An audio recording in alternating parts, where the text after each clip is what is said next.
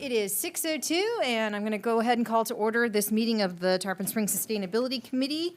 Can I get a roll call, please? Chairperson Larson, Present. Vice Chairperson Robinson is not here yet.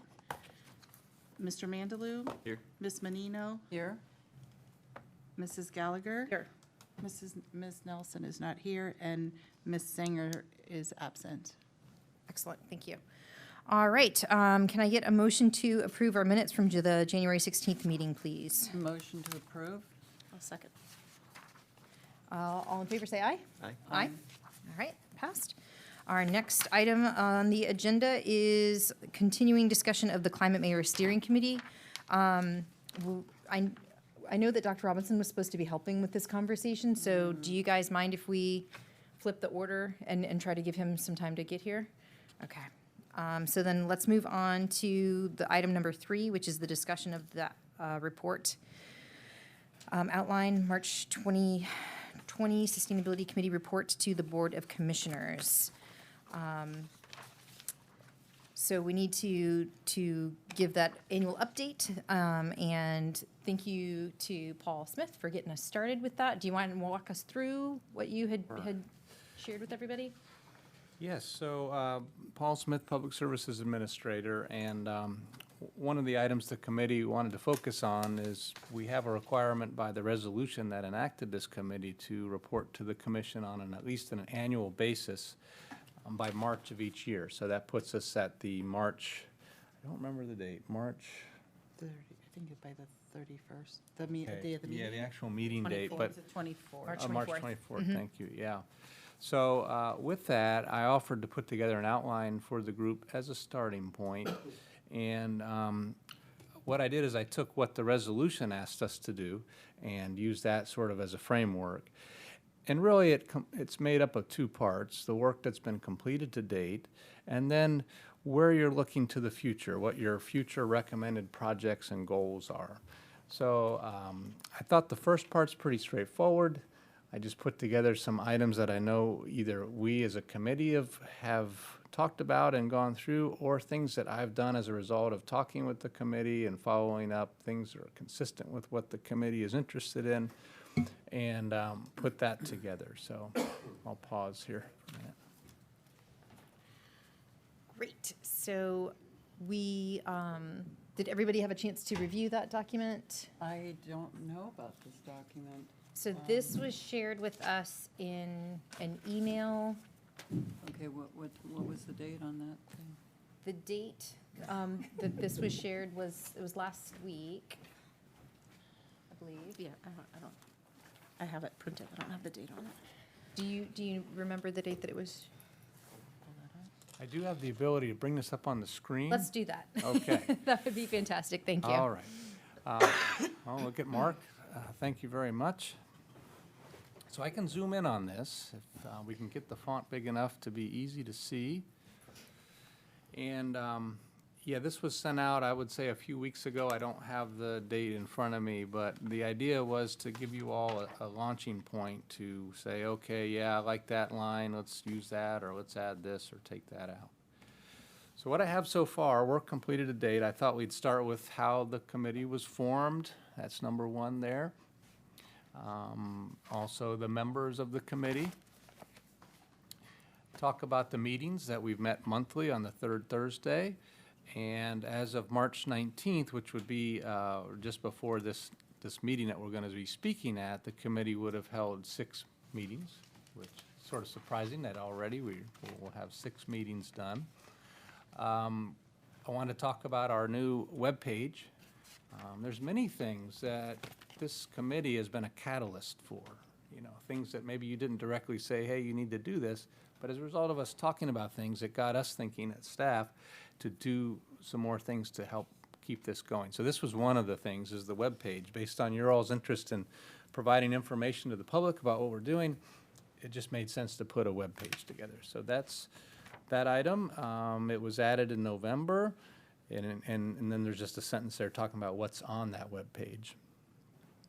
Number 5, We've reviewed some of the past and current sustainability activities. This is, I think, something that will continue to be important for us moving forward, is not just what's been done before the committee started, but what's been done as the committee goes along, sort of a continual tracking of our progress. And I referenced the presentation that you all asked me to prepare, and gave a few highlights of the areas of work that we've done in the past.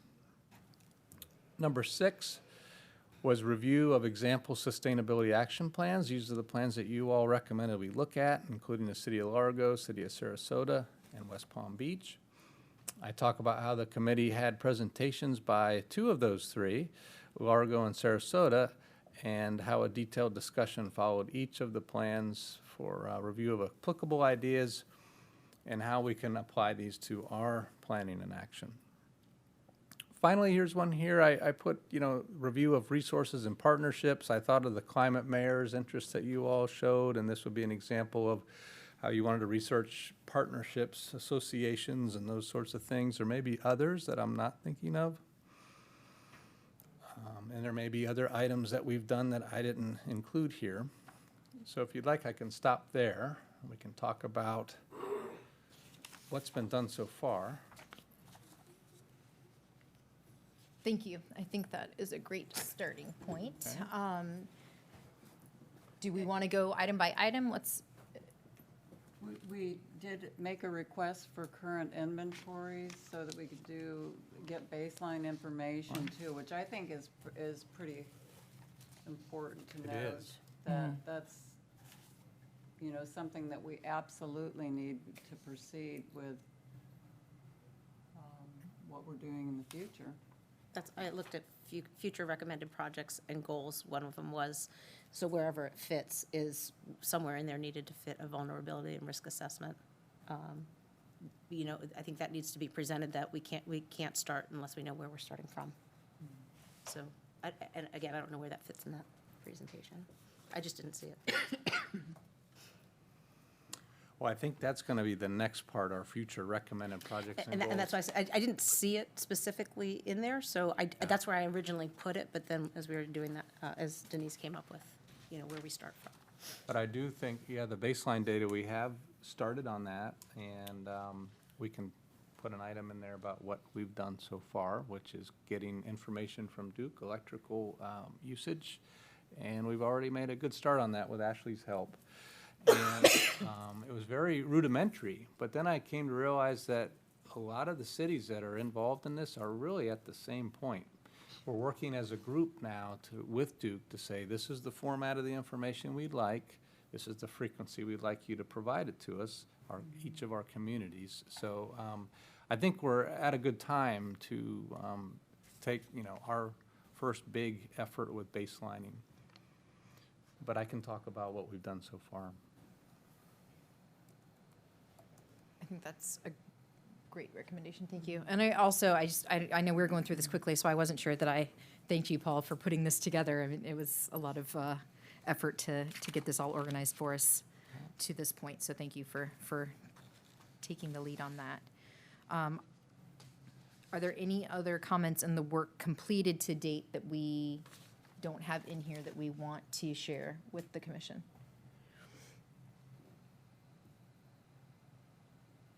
Have to look through it. Covers it, doesn't it?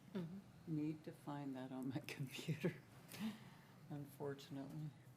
So it came with all of Oh, this. yes, I It was saw here, that. Yeah, it was okay. the last thing in that Okay. backup. So it All came right. in I found it the 14th. It was Valentine's Day. Okay. Thank you.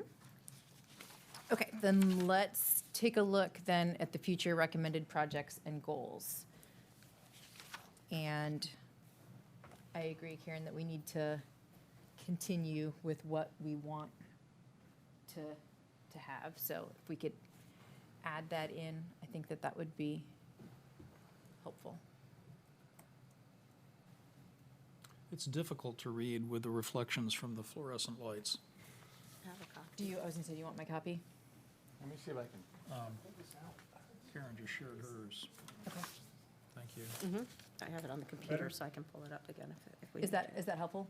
That's better. Yeah, that's much better. You gonna stand there and hold? So I'll just go ahead and read through and we'll, Okay. the five that we have, and then we can go from there. So the first is to complete information gathering phase to achieve a common level of committee understanding of existing city policies, plans, and sustainability projects. Also compile elements of successful recent approaches of other communities. And then the second is to outline a sustainability action plan based on task one above, outline the main elements of the city's action plan, which hopefully we can start getting to tonight.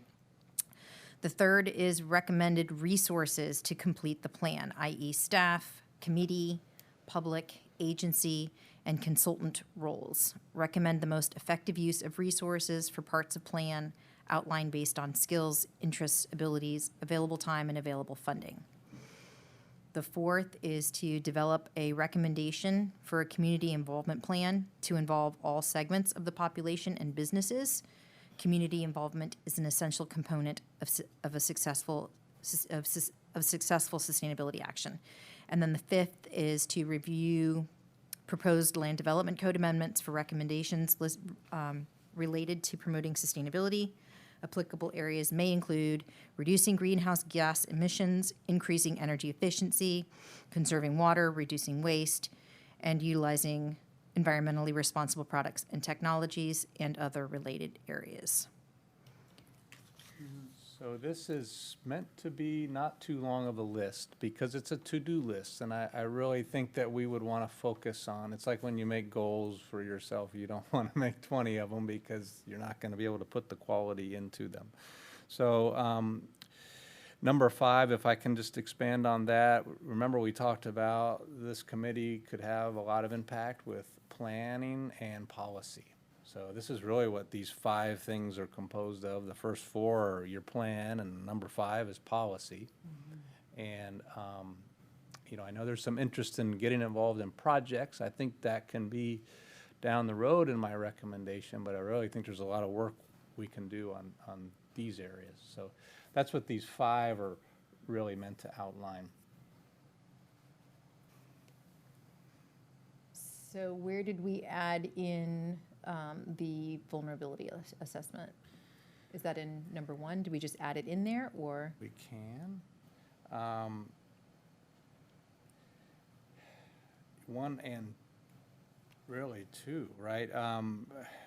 Number 1 is meant to be, what do we need to do, and then, how would we go about doing it? So if we want to make vulnerability a priority to determine what that is and make that part of our plan, we can do that. Or maybe even under recommended resources, like what are we going to need? We may need to, or maybe we can just broaden it, to continue to collect data that will drive the process. Yeah. Wouldn't it go with 1? Yeah, Okay. Complete information gathering? Okay. If that If that encompasses seems- it, yeah. then that's fine. I just think that, Right. the next one is outlining the sustainability action plan, and I don't think we can do that without defining Right. that we need to do a risk assessment. I think one of our, the important things, I'm sorry if I'm No, jumping go where I ahead. shouldn't be, but Yeah. I think one of the important things is when presenting this, it needs to be, I feel like it, again, I think I said this before, but I don't want to say basic, but it really needs to be presented, compiled and presented well with specifics going in, because it's important that that we are recognized as trying to, move this forward without jumping in and having a plan next week. And I think I've said that before, where, sometimes you have to put the brakes on and kind of go in, but there needs to be community buy-in, there needs to be buy-in from the board and things like that. And so I think the more that we can put in, that we understand we do have to do a risk assessment. It may just be overkill, it may be more information, complete information gathering. I didn't incorporate that in because we haven't done that, which obviously future recommended projects and goals, but. I If nobody think feels that- it needs to be I think it's necessary gonna have in to there, be then- kept simple, honestly.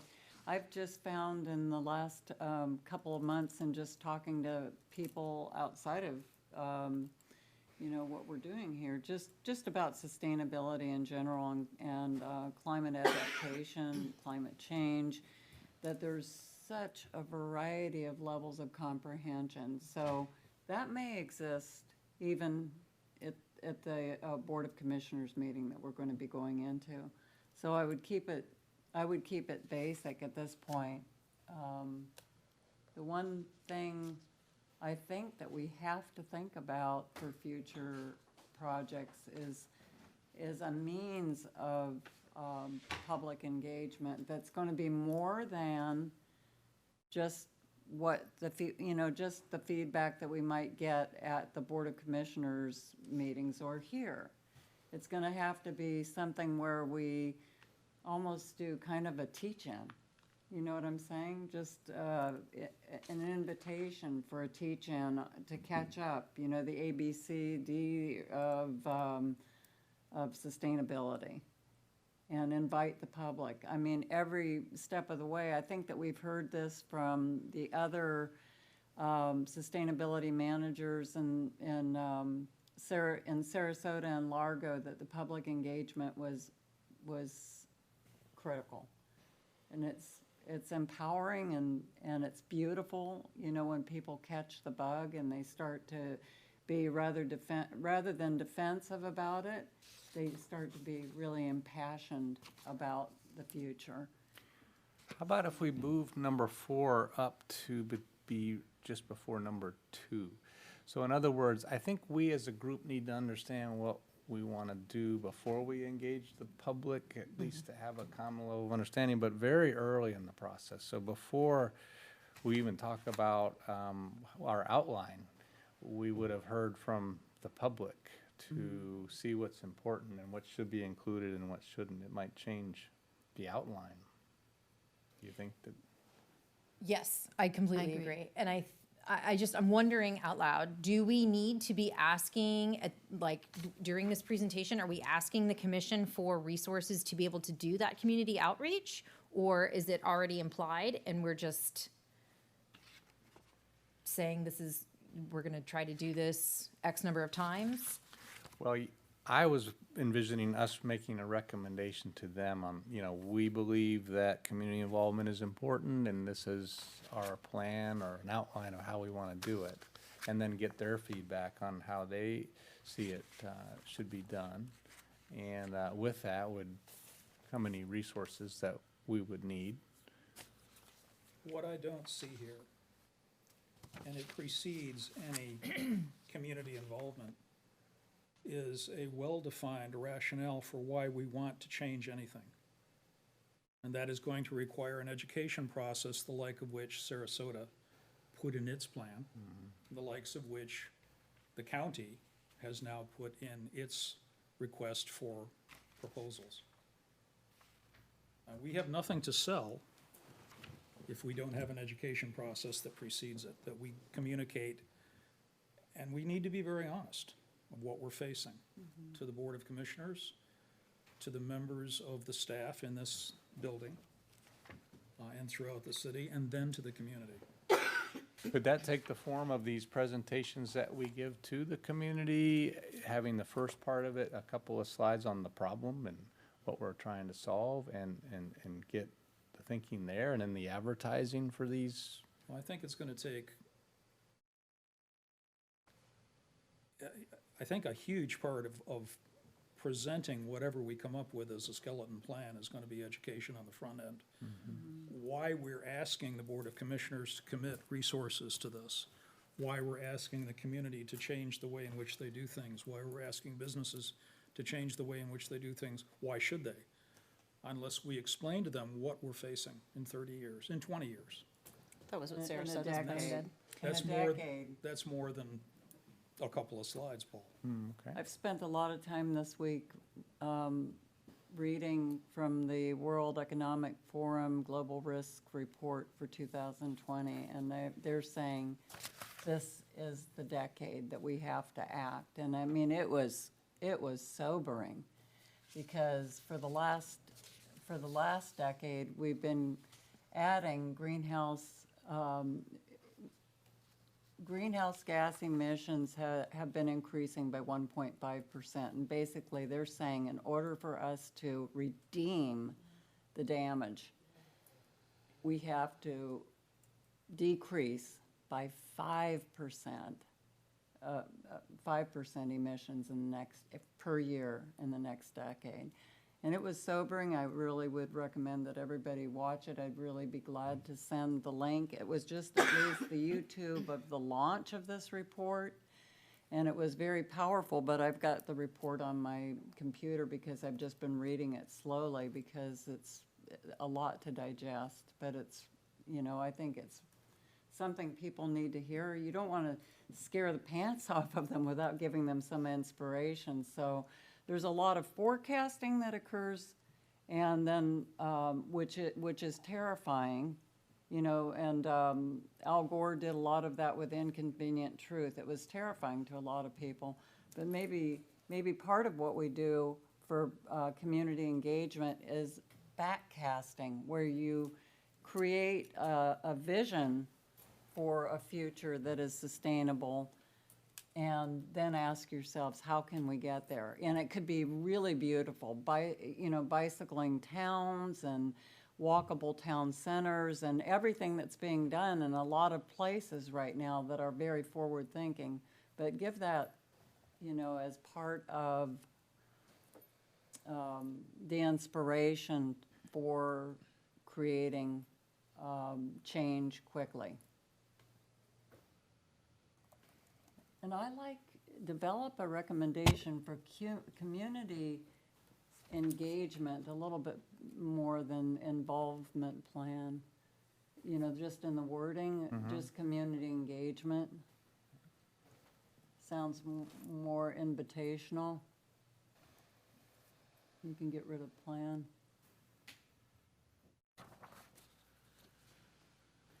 So I have been thinking about all of this as well and thinking we need to do a whole lot of front loading when we go out into the community to, like you said, to your point, Paul, like selling why this is a necessary part of what the city is doing. What I'm hearing, I think, correct me if I'm wrong, is that you also feel like that front loading needs to happen with this meeting to the VOC. Yes. Okay, so we have one more meeting before that. I don't know that we've got that language tight tonight, but I think we can start having this conversation right now of what we think needs to be in that, that education piece. So do you want to spend some time right now trying to at least bullet that out of why this is important? And then, and I think that we would want to do that then before the work completed to date, like a rationale of why. And like we said, it's in the sustainability plan in Sarasota, because I was having that same thought for the community, but it didn't really dawn on me, and it should have, that this, every time we're going to because it's going to be publicly televised, the meeting, the presentation. So it's one more opportunity to engage the public in addition to educating the commissioners, so. I'm just curious, do we have any kind of data on how many people actually participate in this viewing? Do we know anything? How many people watch the Board of Commissioners meetings online? Good question. I think it does. Does it not? You could, when you I go want to on say there, it does, but I'm not it has a little positive. link that says, 49 people have viewed We'd have to get with this them. meeting. I think it does show. Because I understand viewing the commissioners' meetings is totally educational, but it's going to take a lot more than that to get Yes. it out to the Oh, yeah. public. Definitely, yeah. Oh, yeah. I liked, as far as the education part, when we were talking about Sarasota's plan early on, and somebody says, wow, that's a lot of facts, that's a lot of data. But that was a lot of facts and a lot of data that were really crucial and important as far as like, when I was going back through the plan, Florida has over 1,200 miles of coastline. The other night, somebody brought up in a forum that Florida, that Tarpon Springs has 20 miles of coastline. Ourselves. And so I think some of those kinds of things where, as far as educating, when you talk about front loading, I think, you don't know what you don't know. So if somebody looks and says, so why is this important? And you say, well, holy smokes, we have 20 miles of coastline and we have a functioning dock that brings $250 million worth of tourism and commerce in every year. I think that's how you sell maybe it sells the wrong word, but I think that's how you educate the population to become invested, our city. So I think, Paul, I agree, there needs to be that somewhere in there, what's our why? Why are we doing this?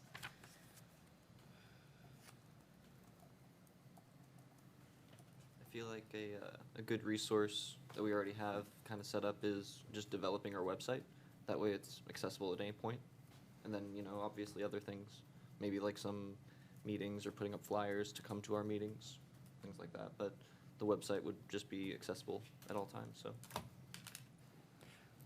Well, at one point, I ran across, the city of Largo has a calendar for this year, and they have scheduled meetings at the library on topics that are part of their plan. Did anyone see that?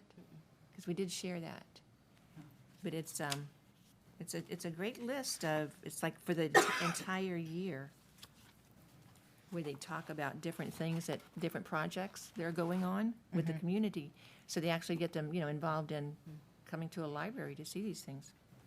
There certainly are venues within this city that we could access. Churches, Rotary.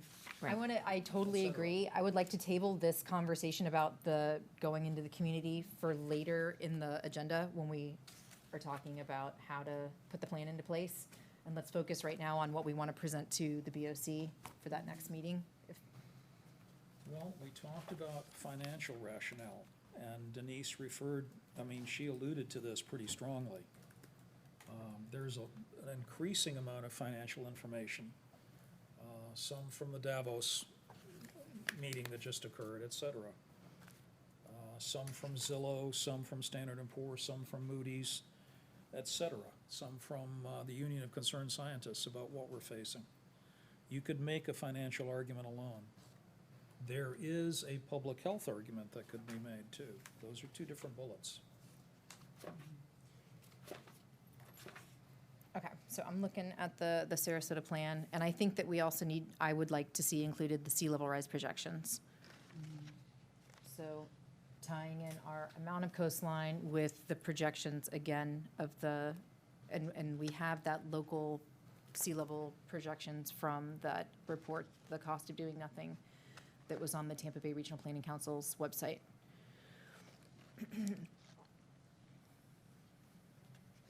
Also maybe the heat index as it rises, Yes.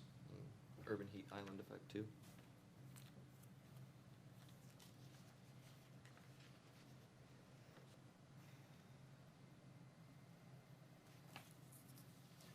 And then I think we want to include some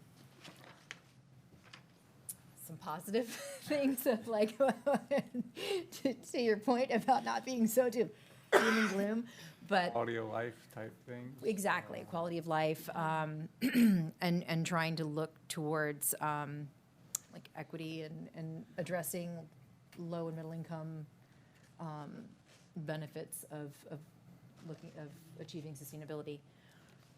Yeah, equity, walkability, Just and then- prosperity in general, right? I mean, if we're a nice place to live, we're gonna be a nice place to visit, tourism. right.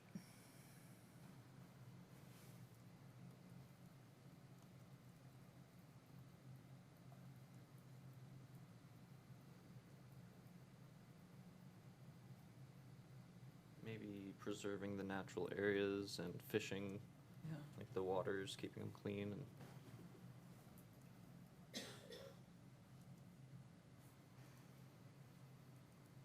And I also think we need to include something about resiliency and trying to make sure that as we know that more of these storms are going to be more frequent, stronger storms with more frequency, that we are engaging the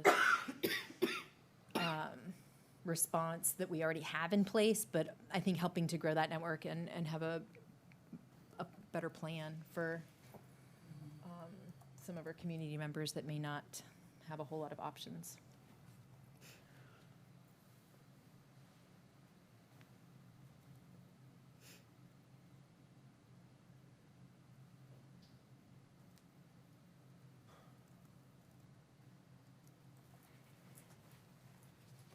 On number 8, preserving natural areas, we could be really specific, sensitive ecosystems, sensitive ecosystems. Yes, that is vital. And that's also a draw for tourism too. It is.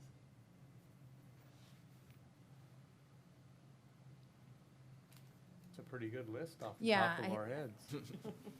This doesn't go past 10, by the way. No, I'm just kidding. So is there anything that glaring that,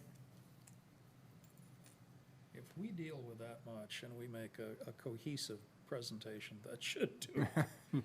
Sold. okay. I don't think we've missed much.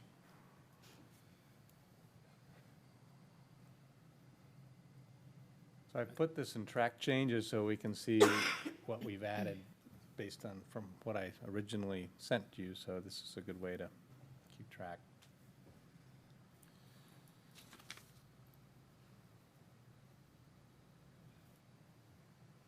So if got it right, this will be a section even before work completed today. This will, and I just made something up, but if you all want to change it, urgency for sustainability as a community, you know, why, the why.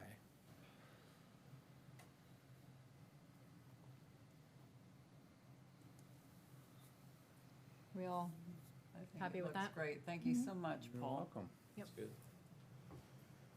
Save it. Okay, so then, do we want to go back and talk a little bit more about what we need, or what because we didn't really conclude that, I don't think.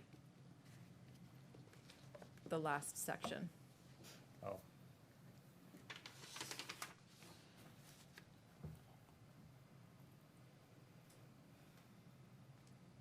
So for future recommended, so what we did is we moved up the community engagement. We also added vulnerability in our initial information. Then we talk about outlining the plan once we've gotten feedback from the community and have an understanding of what we think we need to include. So recommended resources, so what are we recommending to the BOC that we need to help us do this? Yeah, so the idea here when I wrote this was once we get through 1 through 3, now we know what we need to do. Now we're at a point to start talking about, okay, well, how are we going to do this? What components of these options or others that I'm not even including are we going to bring to bear to get this done? And I'm writing this without knowing you all's interest and desire to write parts of this plan, or, you know, want to get feedback from you on that. Were we supposed to present some of our skill set that we think we're offering to the writing of the Sustainability Action Plan?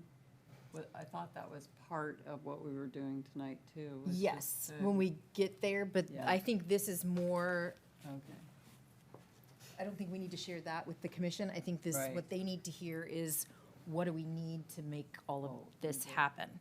And that's what I was asking about, Okay. like, in terms of the number of meetings and where we're having those meetings throughout the community. For those community engagement meetings, like, we're gonna need, venues, we're going to need staff time, And I don't think you all need to figure this out now. I was just suggesting you would tell the commission that this is our steps, and as we get closer to step 3, we'll start to have a better understanding of a recommendation for you, the commission, on how we think we need to get this done. So it wasn't my intention to ask you to figure this out tonight, like what the roles are. I think it's way early in the process. okay. I think you're just communicating to them that we see this coming up, this is something we'll have to consider, and we'll be preparing to make a recommendation about it. In terms of budget requests, or we need to be doing that now, though, right? I mean, I know that that's not until summer, but we need to start thinking about that soon.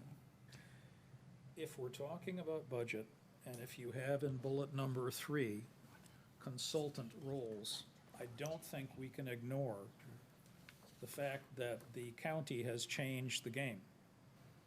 That they have put out a request for proposals, And they have received proposals from professional companies that do this for a living. And if you just look at the portion of what they're requiring from these companies, some of whom are international, some of whom are national, the data collection that they are requiring, that these companies provide, just as one example, in sea level rise, they want 5 models for parts of communities within our county, that will include us too, that flood one day a year because of sea level, because of high tide, all the way up to 25 days a year because of high tide. They want 3 scenarios for each one of those 5. And they want 3 more bullets for each of those, so they want 45 maps. And that's just for one issue. I mean, the amount of data that they are requiring these companies to look at and provide them for the entire county is enormous. It would be penny wise and pound foolish for us as a committee not to stay apprised of what the county is doing, what their consultants and ultimately their consultant is going to recommend, and interface in some way with those consultants. Because the rationale that the county is using is, we're facing flooding from 3 places, Tampa Bay, the coast, and Anclote River. Well, guess what? 2 of the 3 is us. So, and the other thing that I want to, and there's a lot more to be said about this, about having professional companies weigh in and come up with a plan.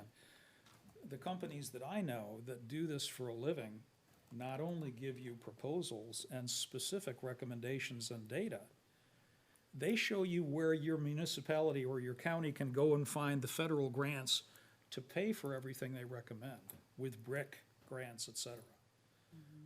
So we might want to keep that in the back of our minds throughout this process. Yeah, Either recommending to the Board of Commissioners that they put out their own RFP, or at the very least, that once a consultant is hired by the county, we find a way to bring that consultant in under another engineering or some contract that the city already has out, so that we're interfacing with the county. Otherwise, we're gonna be, as a volunteer committee, trying to duplicate the work of professionals that do this every day, all over the world. If the county is hiring a consulting firm to do the research, why wouldn't we be able to pull from that info without we could, and that's the paying intent. for That's my understanding of the study? intent, is that the county is doing this for the county, and that municipalities within the county would be able to use that data to, outstanding? Yeah. That's great. And it was my thinking that we're gonna have, this outline as we get more into it. I think it's gonna become more clear to all of us. I don't think any one of us sitting here can predict how this is gonna end up. But I think we'll have a lot better discussions as we go along about, oh yeah, I think we could take this on as a committee, this part. This part is complex, perhaps specialized consultant on this task. City staff can do these areas. My goal would be that, I think that study that Dr. Robinson's referencing, that they've estimated at $200,000. Now, that's a much bigger area, the whole Pinellas County, but nonetheless, it represents a significant amount. If you just cut that in half even, $100,000 for us to do that whole thing. So to the extent that we, staff, committee, local resources can trim that down and just find key tasks that maybe are very specialized modeling, things that we don't have the software to do. Maybe we could find something that could be budgetable, okay.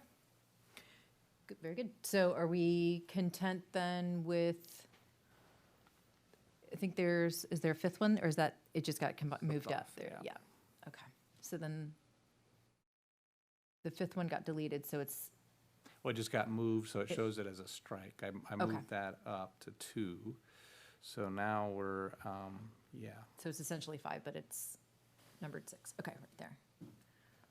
And I think that is on point, number 6. I personally don't have anything really to.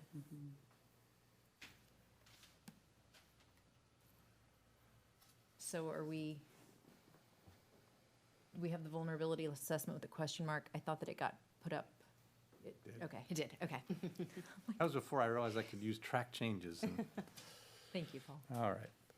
All right, so are we content with this? I think we discussed me presenting this to the commission, so do you want me to take this, put it into a PowerPoint and have it ready for the next presentation? Or for our next committee I'll meeting? watch you on TV. That's a I great didn't- idea. I didn't understand the question. The You question said is- presentation, and then you said committee, so. Sorry, Which is it? so taking this material, putting it into a PowerPoint, sharing it with our committee. Oh, yeah. Because we're gonna have one more meeting before, right. Sort of a final polish. So what we did before you guys got here is we skipped item number 2 and went to item number 3 because we knew that you wanted, that you were going to, that the number 2 is to continue the discussion on the Climate Mayor Steering Committee.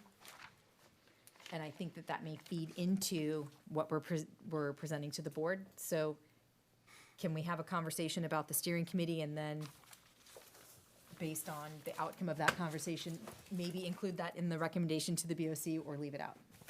So Right, we're gonna right. go back up to that and then back into 3. Right, Is that okay with everybody? What do you think, Denise? yes.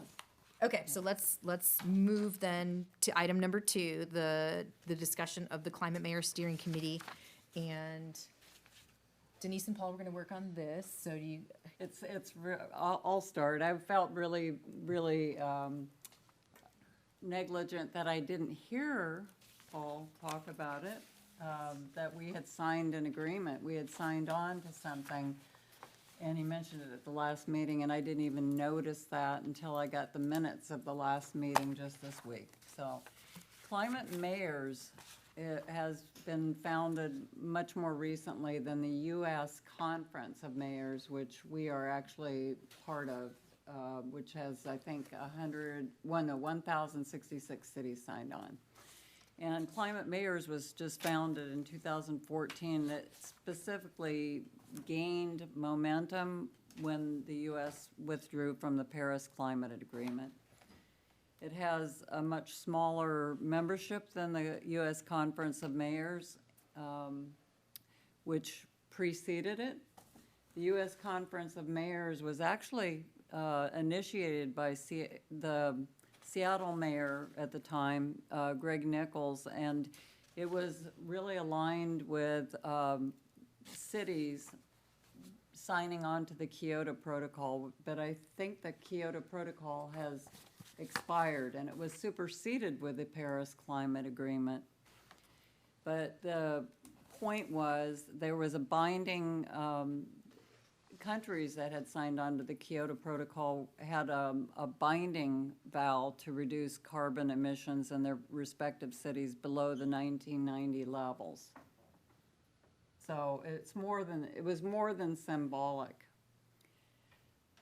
But as I mentioned, there's 1,066 mayors signed on to that agreement, and I found, when I went to the cities under the website that Tarpon Springs was listed, I go, wow, we're listed. How come I didn't know this? And I emailed everybody, and I realized, okay, I missed that being mentioned at the last meeting. So we are signed on, but whether subsequent mayors have been informed of that or kept aligned with that commitment, I have no way of knowing. Is that something that you know, that they've kept I don't think current? so. Or are we dredging the past to find out?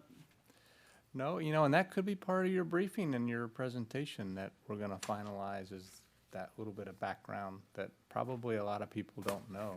The mayor- I the have mayor to may not admit, know. that slipped past me. I was here when that was done, but it was a long time ago. So yeah, I think there'd be value to bringing that back. So I don't, whichever organization, if we were to encourage our mayor to become part of, and we could sign both, we need some consensus on what this commitment means in reality. I mean, I think that it's a wonderful symbol that we're behind addressing climate change.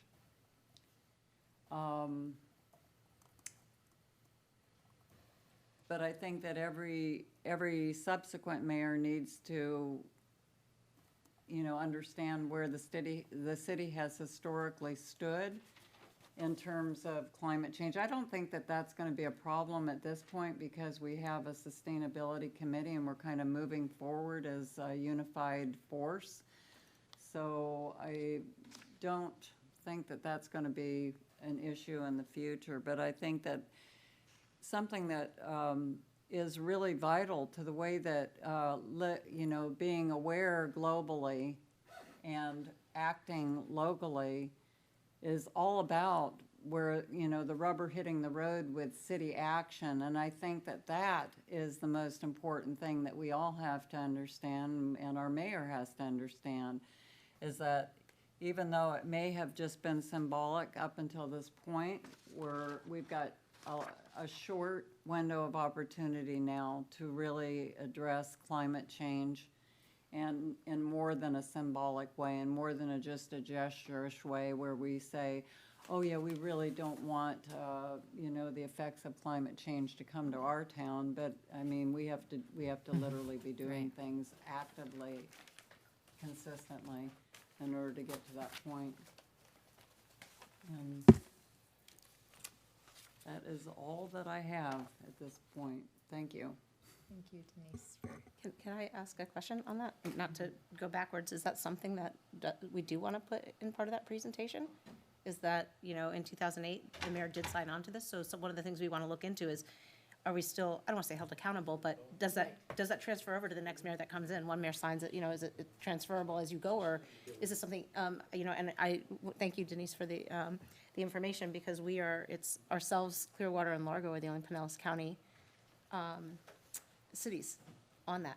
When you said you looked it up and you On looked, climate mayors or was the on the US conference? no, I think it was the There's climate, two- I think it was there's the two climate different mayor's groups. one that The you, climate mayors has about 430 Okay. cities that are signed on, and there's much fewer that have signed on to that. okay, And that's thought it was the in climate mayors, support but- of the Paris Agreement.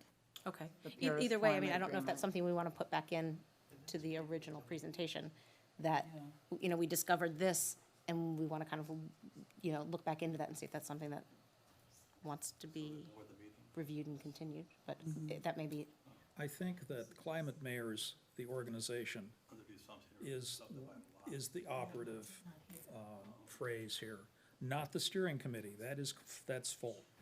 Yeah. We cannot recommend that the mayor join the steering committee. There is no space. But Climate Mayors organization is more relevant than the Conference of Mayors. Yeah, so I think my thought on this whole thing is that we remind them that we had signed on to the Paris Agreement in 2000 and, Kyoto. Kyoto. Yeah. That we had signed on, that after it kind of dissolved, it kind of dissolved. There's this Climate Mayors currently that I think, I've looked at what does signing up to the Paris Agreement mean. I shared that. Did it go out to everybody? Do you know? Yes, and I think Denise, you had that figure as well to summarize the Paris Agreement and what it represents. And there's a template, council resolution that we can literally just plug in. And so what does it mean? It says, 1, speak with a common voice on major climate policy concerns at the local and federal level. 2, facilitate climate action at the local and regional levels. And/or 3, pursue collective action and market transformation opportunities. I think we've already done that when we signed on to the Tampa Bay Regional Planning Council. So to me, this wouldn't be too much of a stretch to ask to join this as well. And Dory, can I bring something in? I think it might shape the discussion. Sure. Mark, can you bring up the screen? As part of my research, I want to put a big caution flag on this because I'm concerned about the polarizing potential. when we sign on with Climate Mayors, we're also saying we're joining this voice, you know, and they make statements. And this is one, most recent one that concerns me, and I highlighted let me make it a little bigger. But it seems to me, at least, like inflammatory type language that we know this country is becoming increasingly polarized with the federal, presidential issues. And although they say they're nonpartisan, I think this type of I'm just going to say president language could be problematic for us. We may lose some people.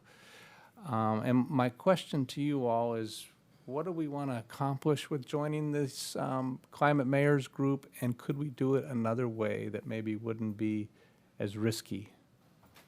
I do see a risk here, because a lot of people out there in our community would read these sort of things, denouncing and naming the president by name, and, saying, and maybe this is really, some of this is true, but also it can really, I think, get people worked up. Like, here's one.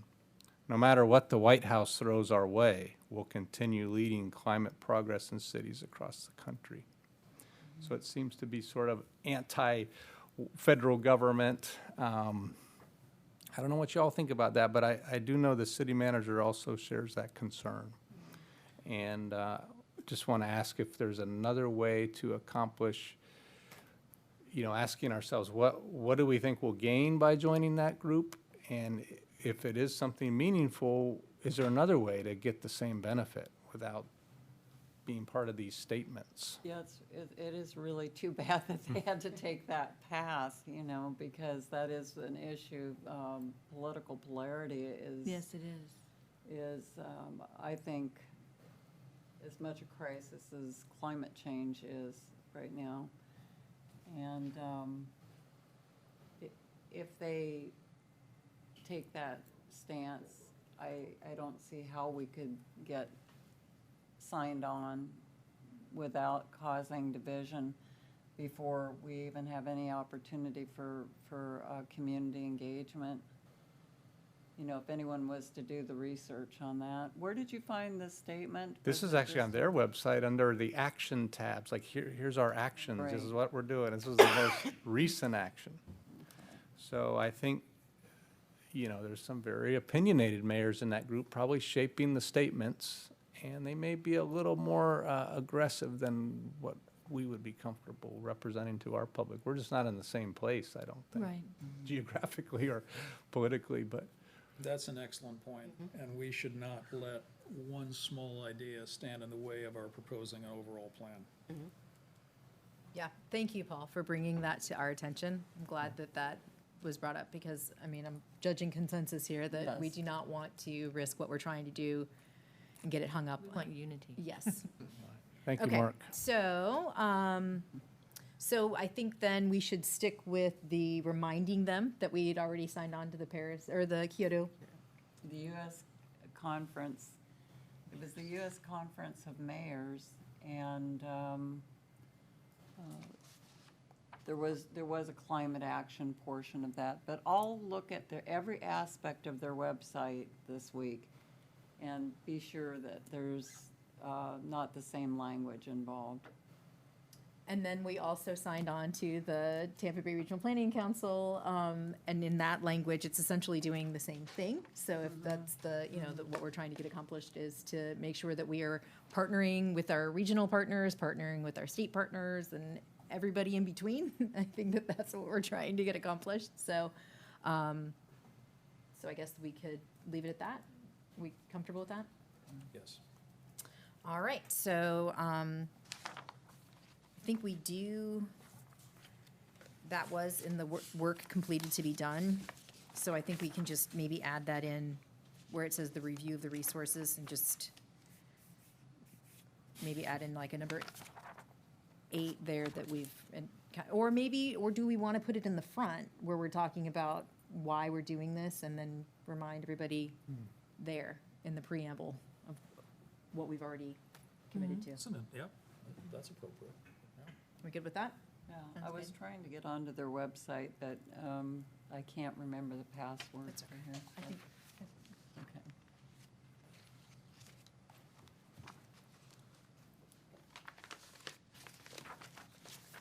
Were you able, are you capturing that? Are Yeah. we good? Okay. Yeah. I'm trying to When I pause send and it to wait you, for you. Yeah. You'll probably figure it out. Okay. All right.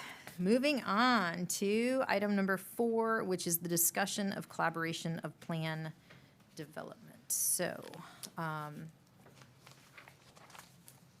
with that, I had sent around kind of an idea.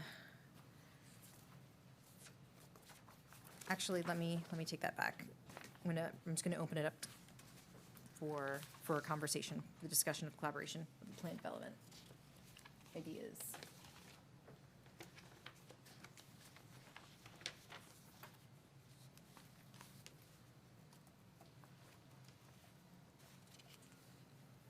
So I feel like maybe we should make an outline, but we're waiting for data on that, right?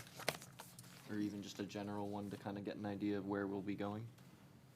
Yes, and I didn't want to be the one like throwing the ideas out there if anybody else wanted to have a chance to comment, but I did provide, I kind of took, thank you Denise for the webinar that you provided with us in January.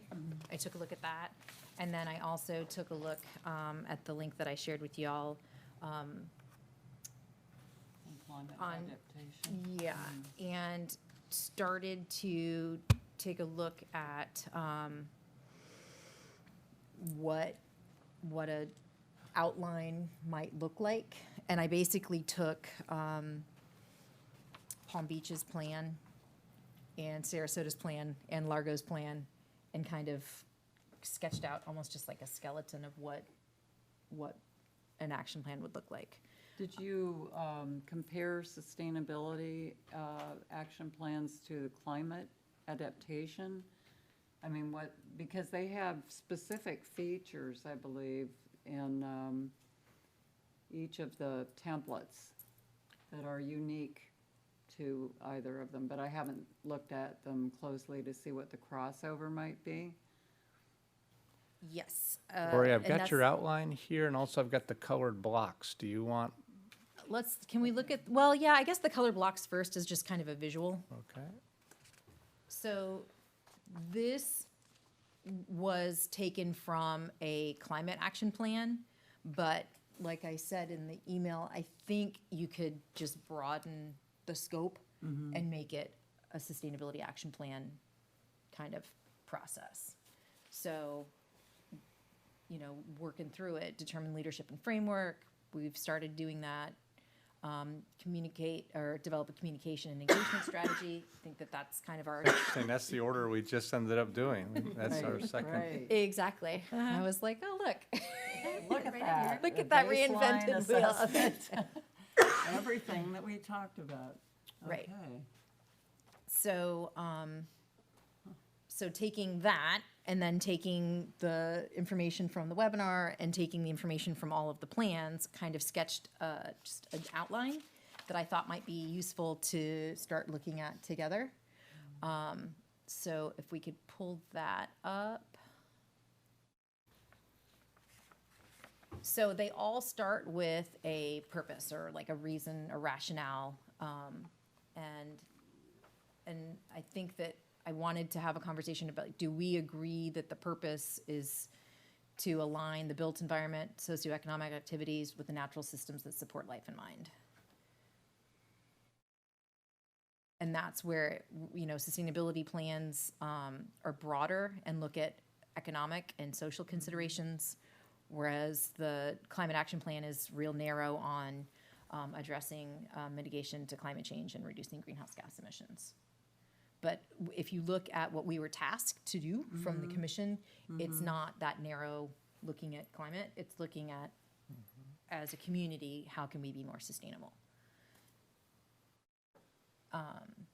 Combining regional and local plans, item number 2, is exactly what I was just talking about. Exactly, yep. And then it's, so, what a plan has in it, it's high level, combines all those plans, looks at environmental, social, including public health, economic components, focuses on goals, policies, implementation. So, we have to have a strategy of how these things are gonna get done, instead of it just being a plan that just kind of sits there. And then I think that this is where I wanted to have a conversation.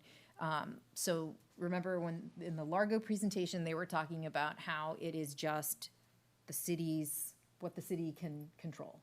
And it's a plan for the city, properties and staff and all of that.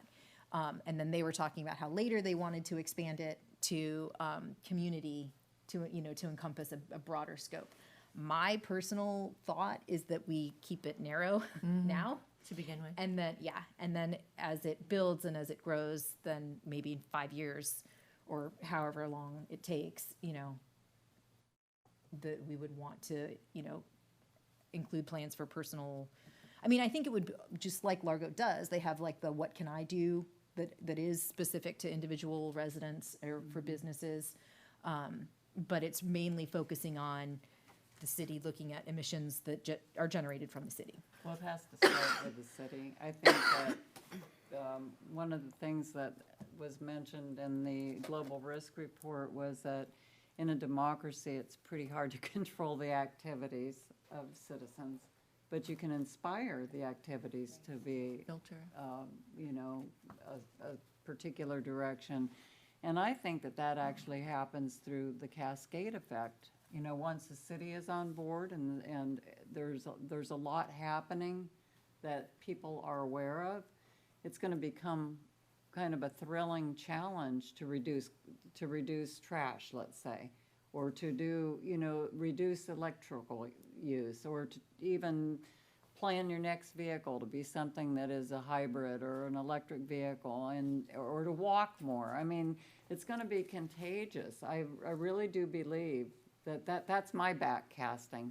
Rather than forecasting it as, gloom and doom, I really want to backcast that once the city has a lot going, as far as measuring what we are achieving, that it's going to be a contagious and exciting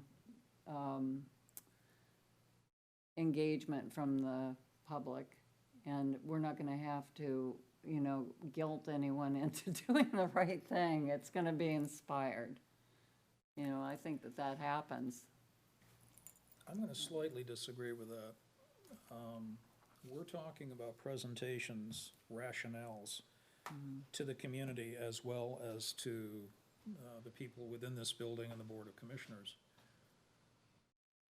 And if we just tell them what's coming without giving them positive things that they can do as individuals and as businesses, we'll lose momentum. Let's just take trees. If we talk in a proactive way about how businesses as well as the city can increase the amount of shade in this community, that gives them something I can focus on. That gives them something positive to end the conversation. It doesn't have to be a huge plan for the community, but you have to give people, if you're going to tell people the realities of what's coming economically, medically, public health-wise, et cetera, give them something positive at the end that they can do. Oh, definitely. Just like I was saying, in the Largo plan, it has, like, how you can individually further these initiatives. But I think that in terms of, like, what we're measuring and the data that we're capturing, Right. like the water use, the energy use, all of that, I think it needs to be focused on what the city has control over. That's what I meant by Okay. that. And Yep. making public suggestions rather than mandates, that's all. That's all I was saying, is that it won't even need to be mandated by the time that there's a lot of demonstration of moving in the direction of the city being more sustainable than it currently is. And, that we're, even as a county, seeing changes everywhere we go because of the necessity for that.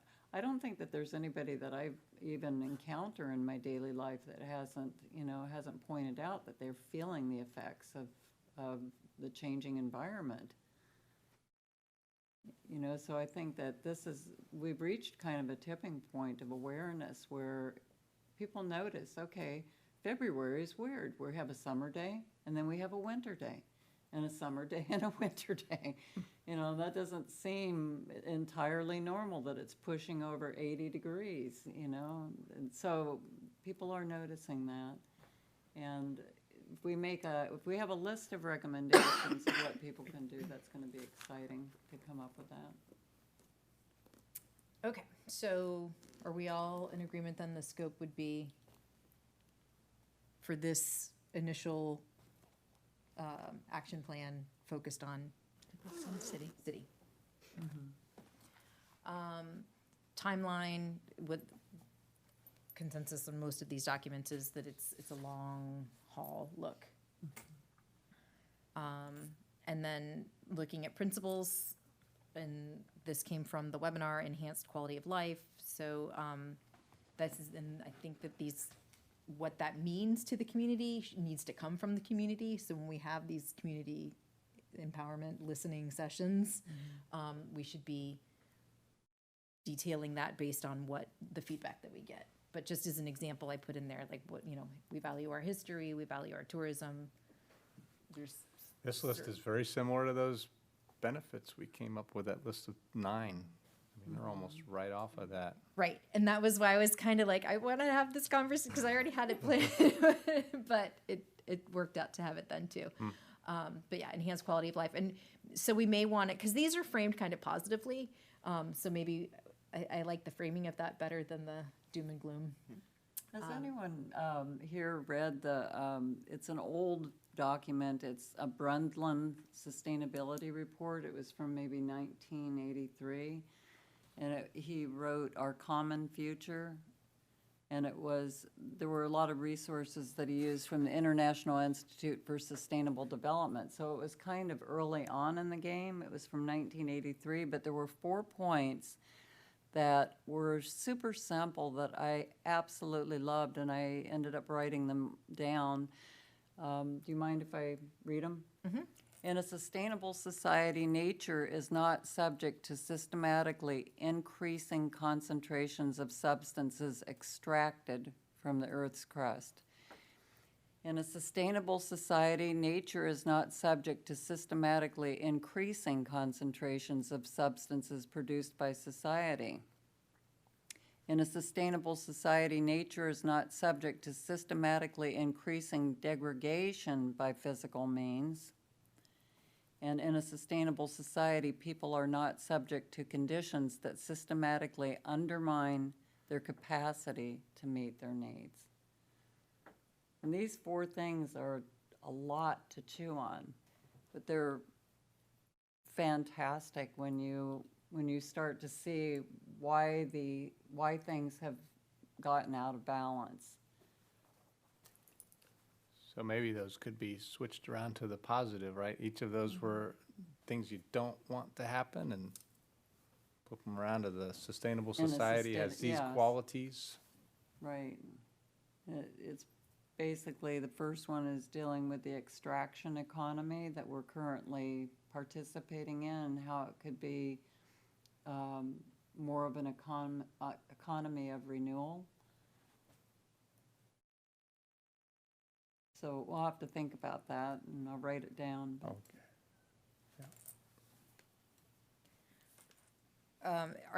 Are we okay with these 6 statements? Do we want to, it's basically just kind of like where we're coming from. Does anyone have issue with any of them? Want to add to any of them?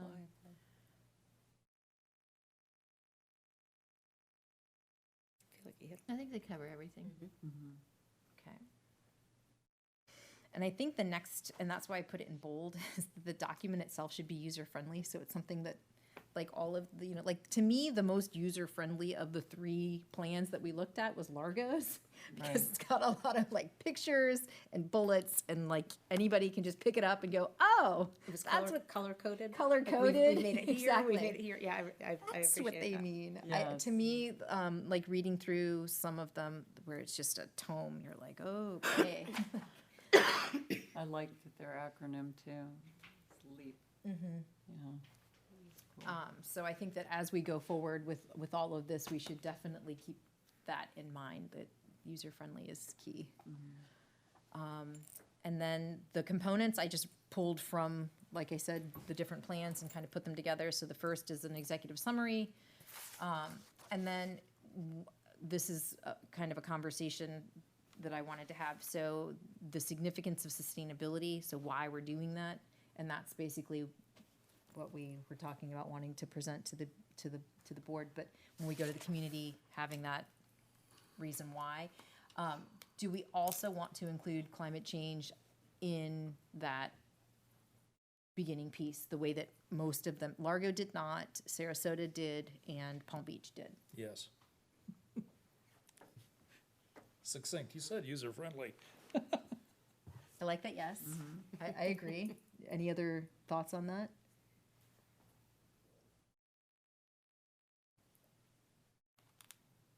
At least briefly.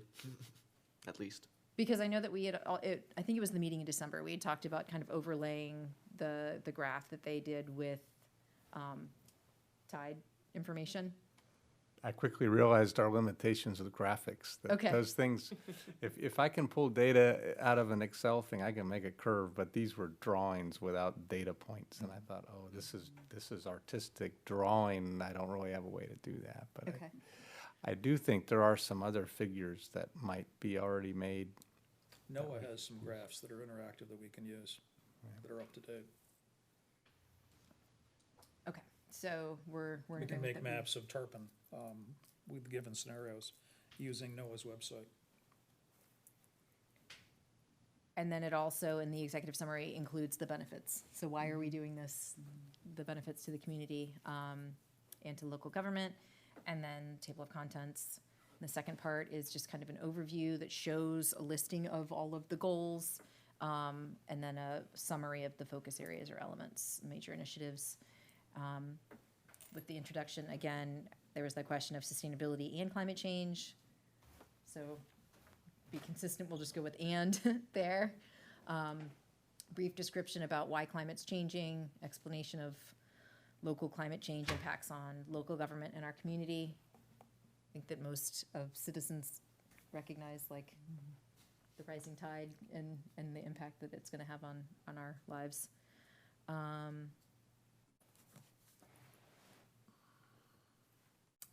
And then the benefits again.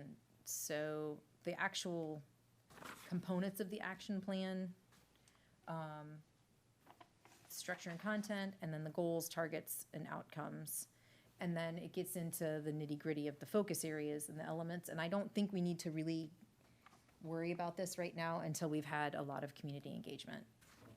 Because, I mean, that's the whole point, We have right? statistics in front of So, but I do think that for each of them, the different plans have done it different ways. So some of them have the goal, and then they have the benefit listed. They show, some of them have baseline data at the beginning, and then some of them have the implementation strategy at the, after talking about the different elements. In my mind, the way that I was organizing and wanting, like if I were wanting to look at one particular measurable item, I would want to see what's the goal, what's the benefit, what's the baseline data on this particular item, and then the implementation plan. How are we going to attack it? All together on one page instead of having the baseline data here, Right. the items, the timeline over here. So if you looked at Largo's plan, they had the glossy visual digestible for the community at the beginning, and then at the back of it, it had for each of the nuts and goals, bolts, yeah. the nuts and bolts of how they planned on getting there. So I mean, obviously, we can continue to discuss this. This is, nothing needs to be set in stone tonight, but I just, as I was kind of processing what it would look like, that this is the way that I kind of envisioned it, having the goal listed, well, actually, the indicators are, and they call them different things, and that's where it gets a little confusing. Focus areas is what one group, or one of the plans calls it, indicators is another. And then basically, what is the goal, what are we trying to get to, what are the benefits? and this is where I think it would be good, where, when we asked Sarasota, did you look at mitigation and adaptation? And they said that they looked at both. I think that would be good to have almost like a matrix to show for each one of the items, is this gonna be adaptation, is it gonna be, you know what I mean? And kind of demonstrate all of the benefits. You know, is it economic and environmental, you know? And I think that helps to kind of prioritize too. When you can see, is this going to check a lot of boxes, or is it just one thing? And then being able to put the baseline data in, and then an implementation strategy of, you know, who's responsible for it, who are the community partners, what's already being done, identifying interim targets for measuring progress along the way, looking at a time frame of when the indicator will be implemented, an estimate of the cost, because I think that that's certainly going to impact whether, you know, a particular focus area gets resources, identify funding source, if there's grants or if there's partnering with the county to do something, and then identifying community and staff outreach and the education, the messaging, what does that look like? Identifying supporting actions, identifying key policies so that we're not forgetting about that that's what we're ultimately trying to marry, kind of what the city's already done, or make recommendations to update policies that may need to be changed to help it, and then to identify barriers and find solutions to those barriers. Because I think for a lot of these, if we need to be cognizant of what's gonna slow it down or keep the action from happening. So open to conversation about how we organize the data, or organize, you know, the information in the plan. I don't know that we necessarily need to decide it tonight, but I just kind of wanted to throw that out there as an idea of how I had kind of envisioned what the action plan would kind of look like. And then the supporting material in the glossary. So I'm gonna stop there and, So earlier in the week, though, you had sent out the climate adaptation plan. Was that something you wrote as well? It was an outline for that, for climate adaptation. right, that's what Look at- those boxes, Okay, it came from that. okay, It was just more narrow in focus. right. So that was focused on just climate actions. It's a climate action plan instead of a sustainability action plan. So But what she even was that- showing is how this could be applied to a sustainability action plan like we're planning to do. Okay.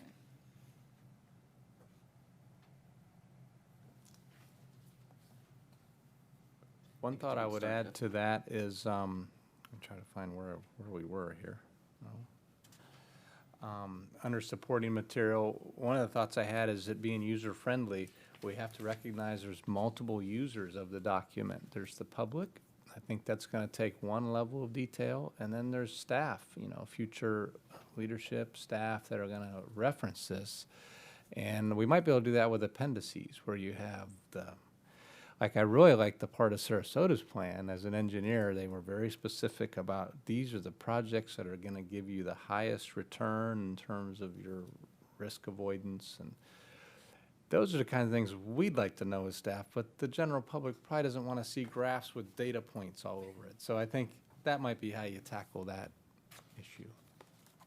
I think that's a fantastic idea. I think that all of them have that, like Largo's has the Cliff's Notes version of what we're doing, and then the actual detailed plan. I think that you're right, there's different consumers of this, so we need to be aware of that and draft it to meet everybody's needs.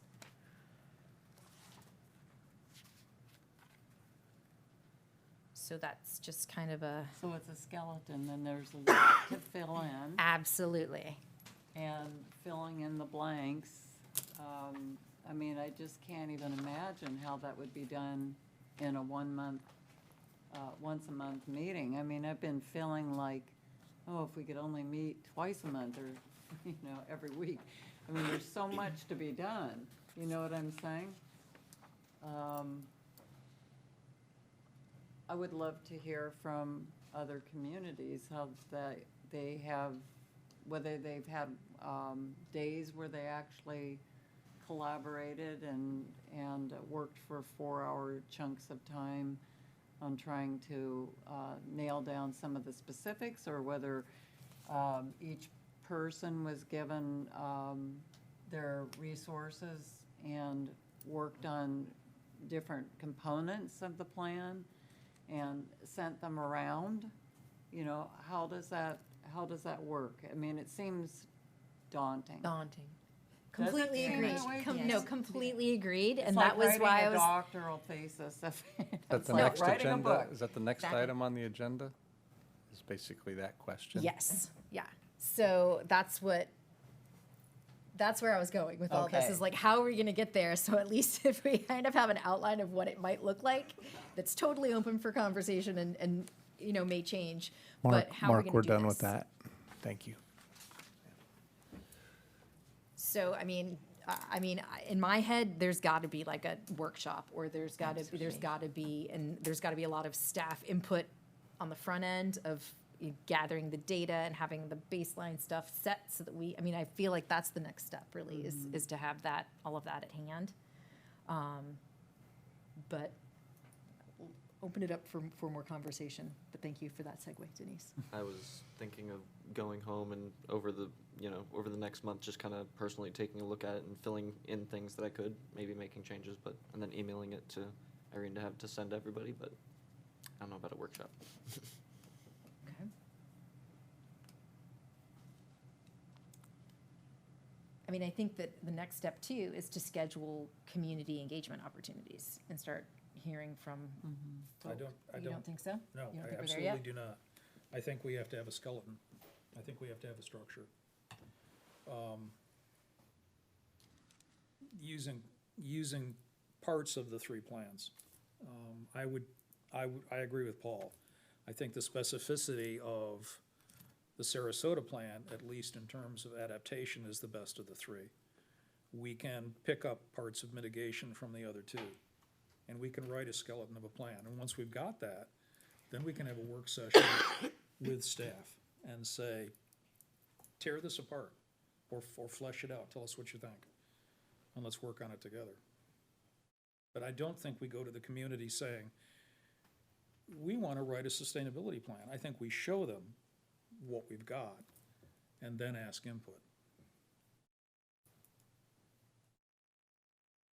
So I think we need workshops to write a skeleton of a plan, and then we take it to staff and get them to tear it up and add the data to it that they have. Then we go to the community. So I'm gonna disagree, respectfully. I think that what I put together is the skeleton of what the plan looks like. And then the next step is to start looking at, filling in the data, filling in the summary and writing that. But I think that the next, if that colored graph is to seek community input on what are the focus areas that we want to focus on.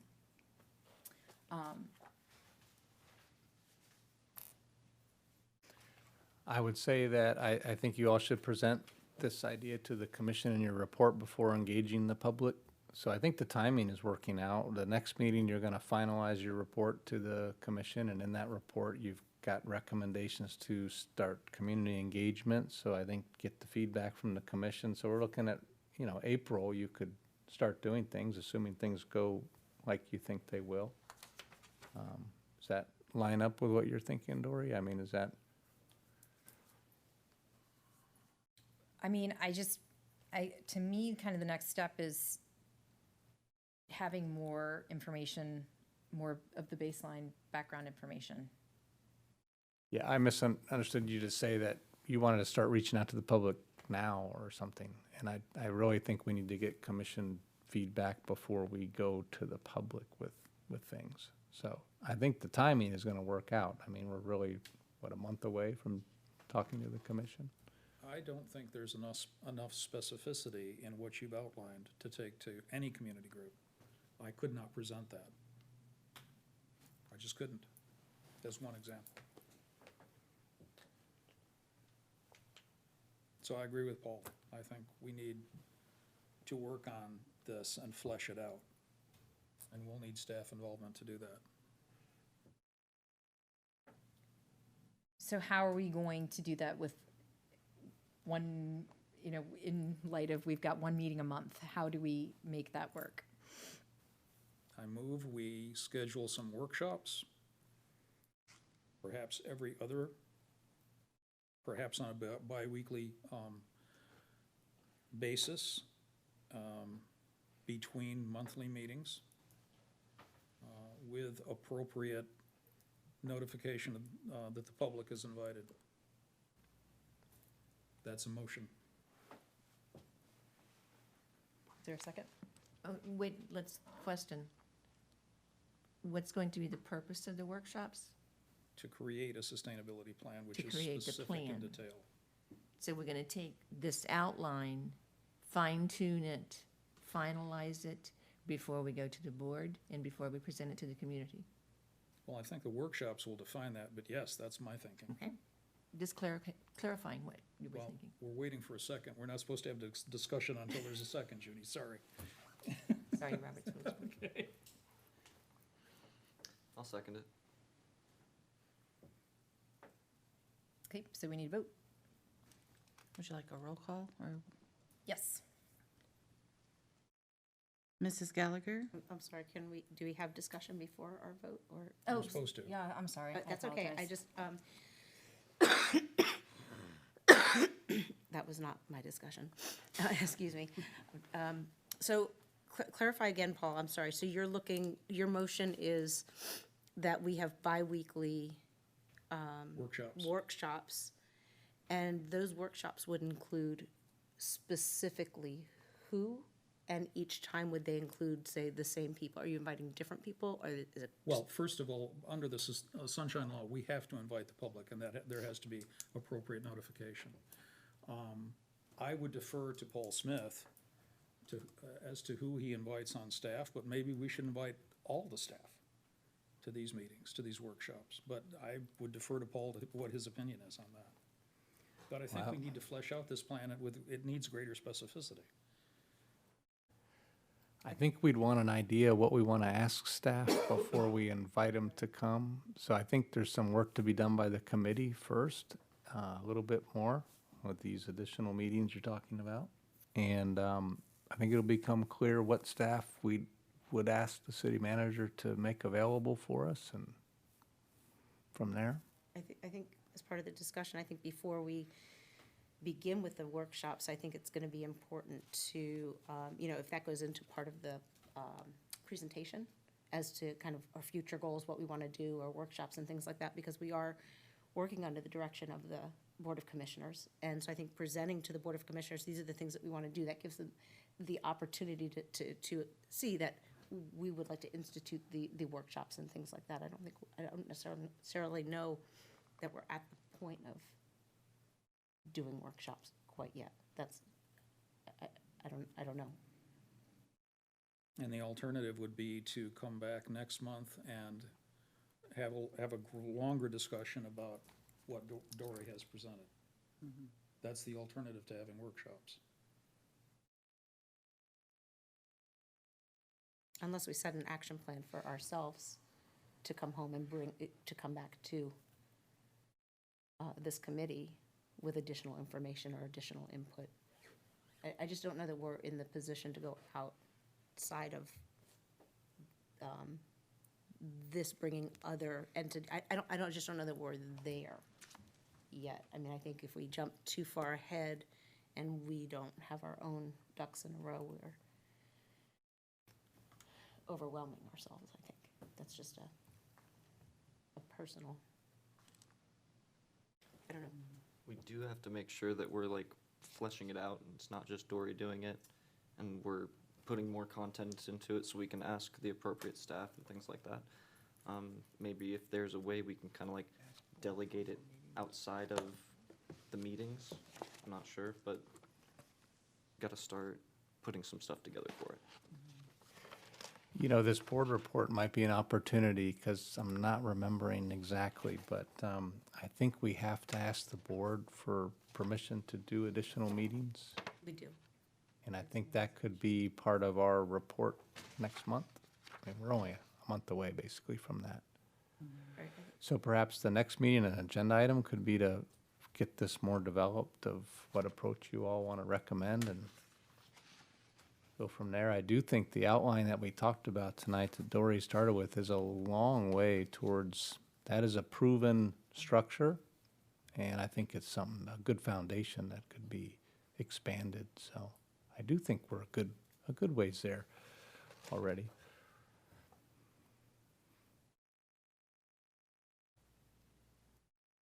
I think, I just keep coming back to wanting to engage with staff and getting, like, instead of us writing the executive summary, I would like to see staff writing input, you know, having input.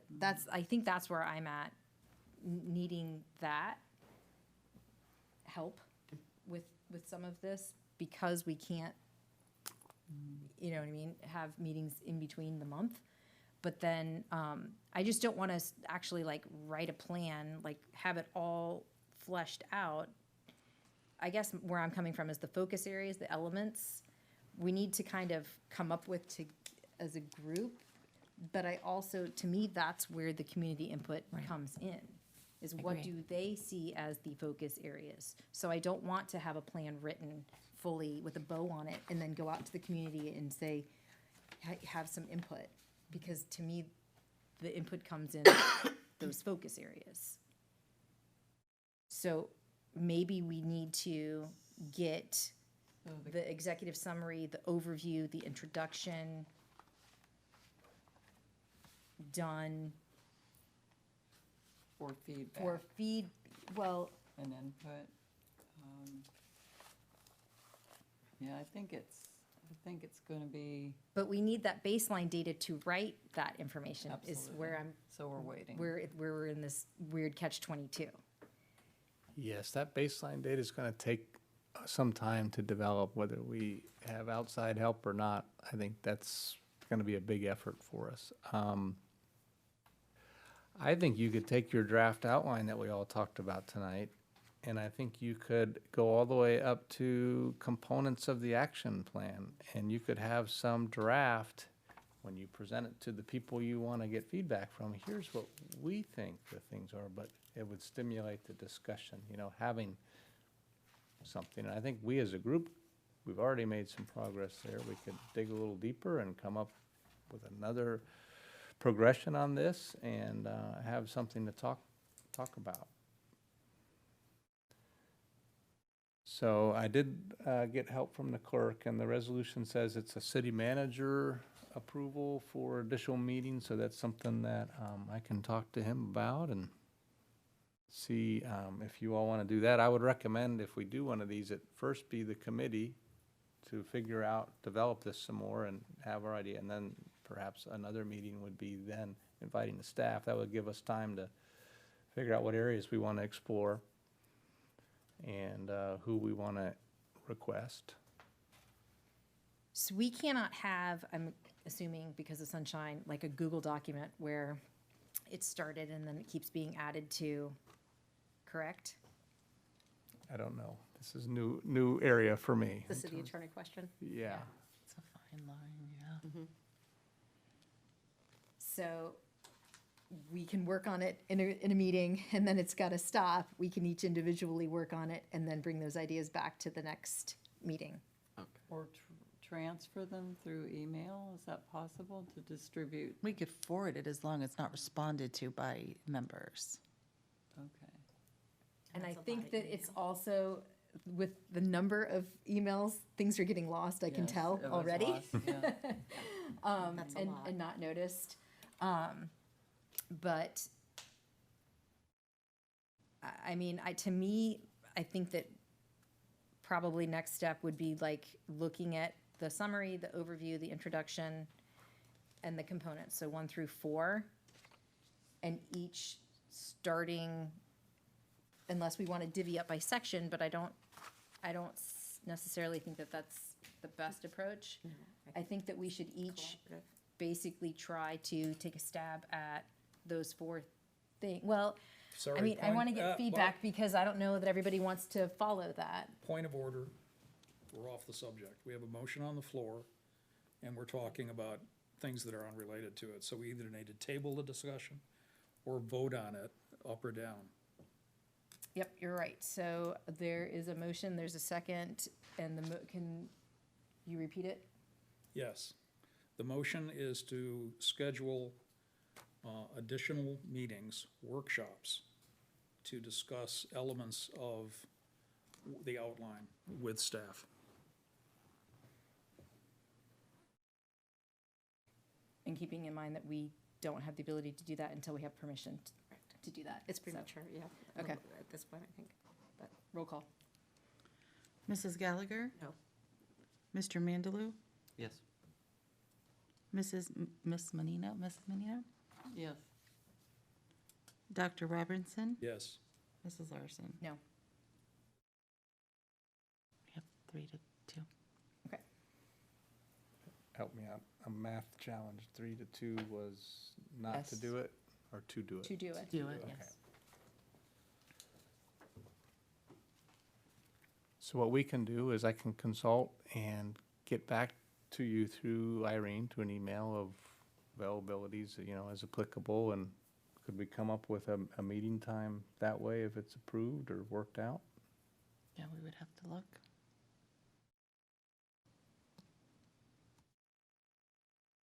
But the timeline is at least April. Is that the way it appears? The timeline would be at least in April, not sooner? Is that what because I was very confused about that. Because if it's sooner, I would have to say no. You can But make a motion is that it not happen before April if you wish.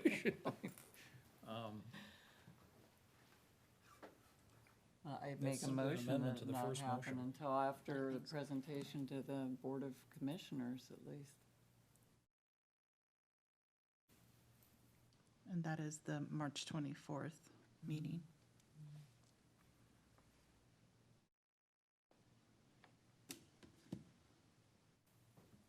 Is there a second? Second. I'm sorry, Discussion. that motion was to not do it sooner than April? Right.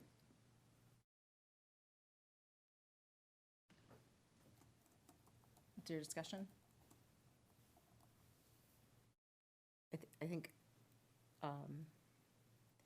I guess I need to step back a moment. We don't even have permission to do this. And so I think that, True. and that was my reason for saying no to the first motion, is we don't have permission to do this. So now that that's been approved, I'm gonna have to say no in this next one because we don't have permission to do this. So I think we've already gotten ourselves ahead of where we need to be. So can somebody explain where we go, we where go we back go up a with little this? bit? Yeah. That's my only point of discussion, is we don't have the permission to actually move forward and do what we're asking to do. How many would you like me to speak? I mean, I don't, go ahead. All I want to say to make it easier is I wouldn't even consider and grant it until probably the earliest in April. So that would, I can tell you now, of course, I don't make decisions on a spur like this, but I can tell you as of now, I wouldn't even probably consider allowing that until after April timeframe, if that helps any. It seems reasonable from the standpoint that we're going to have we're going to have we're going to have a new board in April, that would be when we would request it.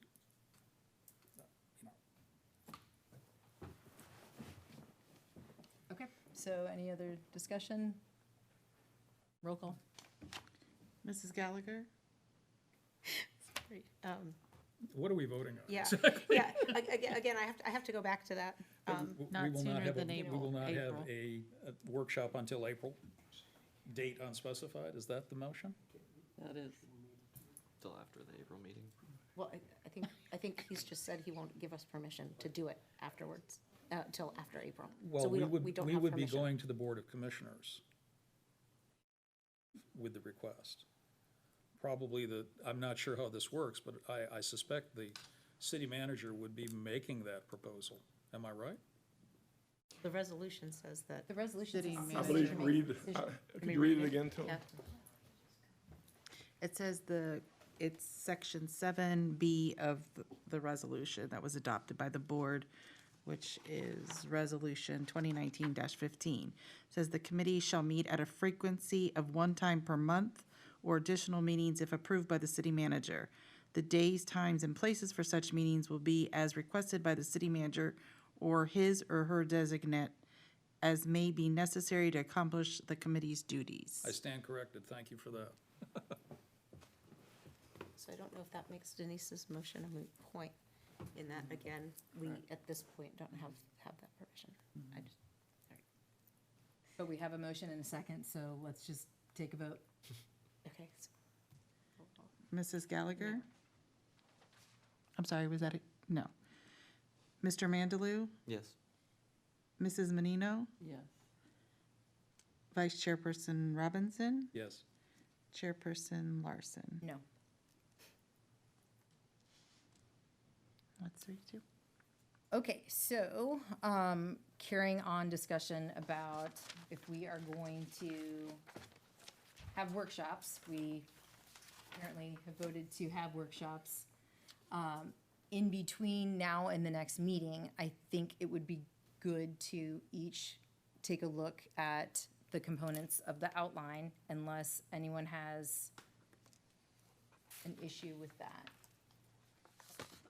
And start compiling what they would like to see in the executive summary, the overview, the introduction, and the components.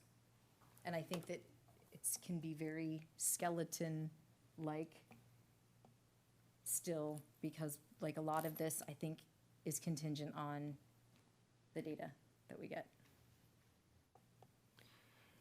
And if I could clarify with the clerk, so would the committee members be able to write up a draft each individually, email it to you, and you share that draft with the committee as long as they don't respond back to that? I believe so, but I can double check with you. Yeah, so they would have at Attorney least prior to- some view of what other committee members are thinking of proposing, so that your next meeting you could have a running start. There's part of the backup as well.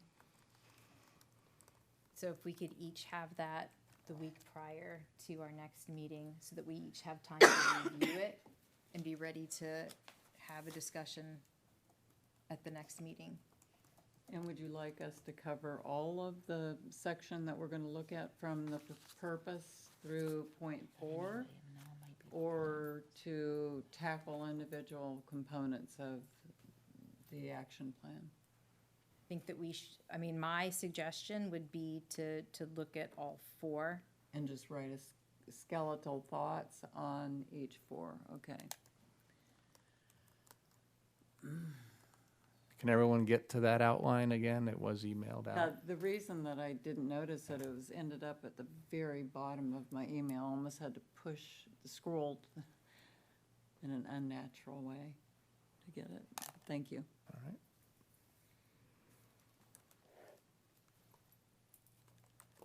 Okay, so items for, are we, I don't know that we've got time to discuss comparison of various plans. I guess we could do that briefly if there's anything that anybody wanted to comment on, so let's open that up. Discussion, we kind of have been having discussion of the various plans in the middle of this, but I'm gonna open it up for a discussion.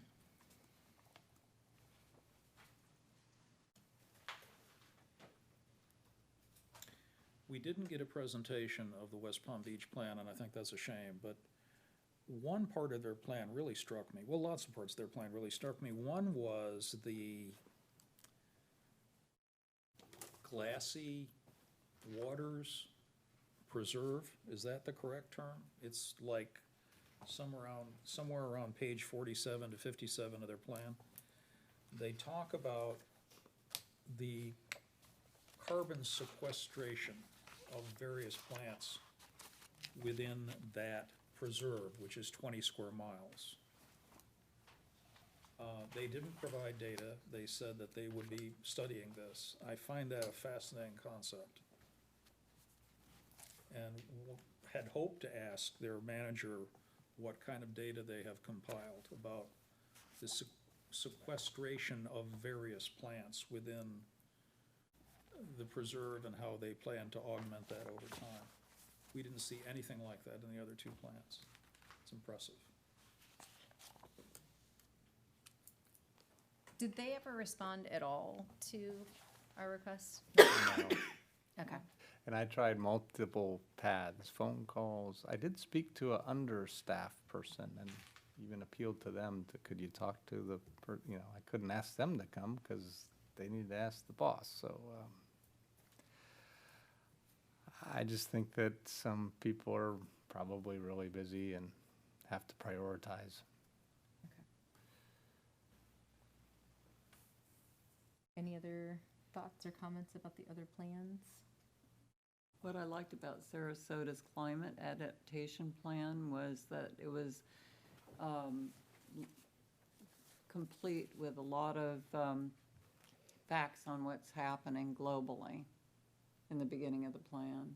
And I think that maybe for those that are unaware, it's nice to have that. I don't think that they wrote all of that. I'm sure that they have credited to the sources where they got that information. But on the other hand, the LEAP, Largo's Environmental Action Plan, had the benefit of being user-friendly and very simple. So we might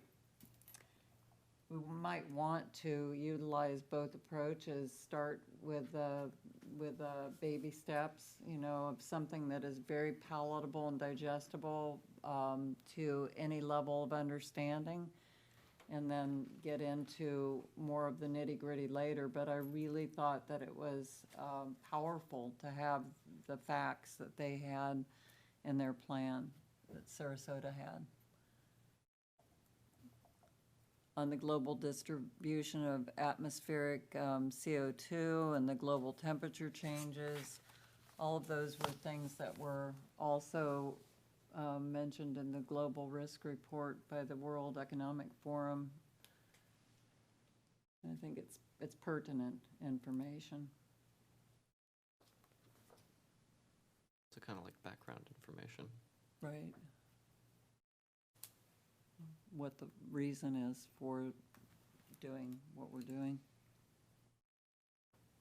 In terms of resiliency, in terms of adaptation, not mitigation, but in terms of resiliency, the Sarasota plan is very specific about how it wants to protect the various structures, the infrastructure, whether horizontal or vertical, that the city either owns or manages, et cetera. And they go step by step by step through 6 different rubrics, but multiple structures within each of those rubrics. And they categorize them by sensitivity, by adaptability, and by one other characteristic that I've lost somewhere up here. But it's interesting that the rationale that the county is using in its RFP is precisely the same. The language is exactly the same. So not so much mitigation, but in terms of resiliency, the Sarasota plan, I think, is it. If we want to just whole hog use somebody else's language, it's pretty good.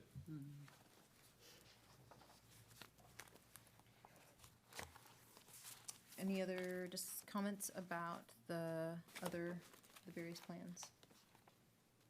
Okay, then I'm gonna move it on to items for our next agenda. So I think that we've got, what we really need to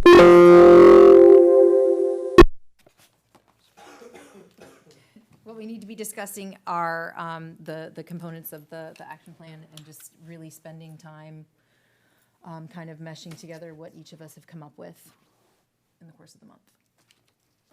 I really see that as pretty much one agenda item. Is there anything else that you guys would like to add to the agenda for next month? Yeah, can you add your presentation that you are going to present? Oh, thank you to the very board? much. Okay. Thank you very much. Yes.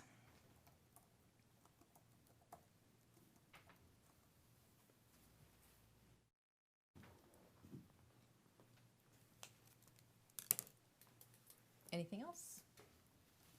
Unless we want to delve into the comparison of the various plans that we didn't really dive into tonight. You know, go back to item 5. That may just come back to what are components of the action plan be, but Okay, let's add that on as well then, so that we can. it may become Yeah, I part of think it's part all, one. exactly. Yeah. All right, public comments.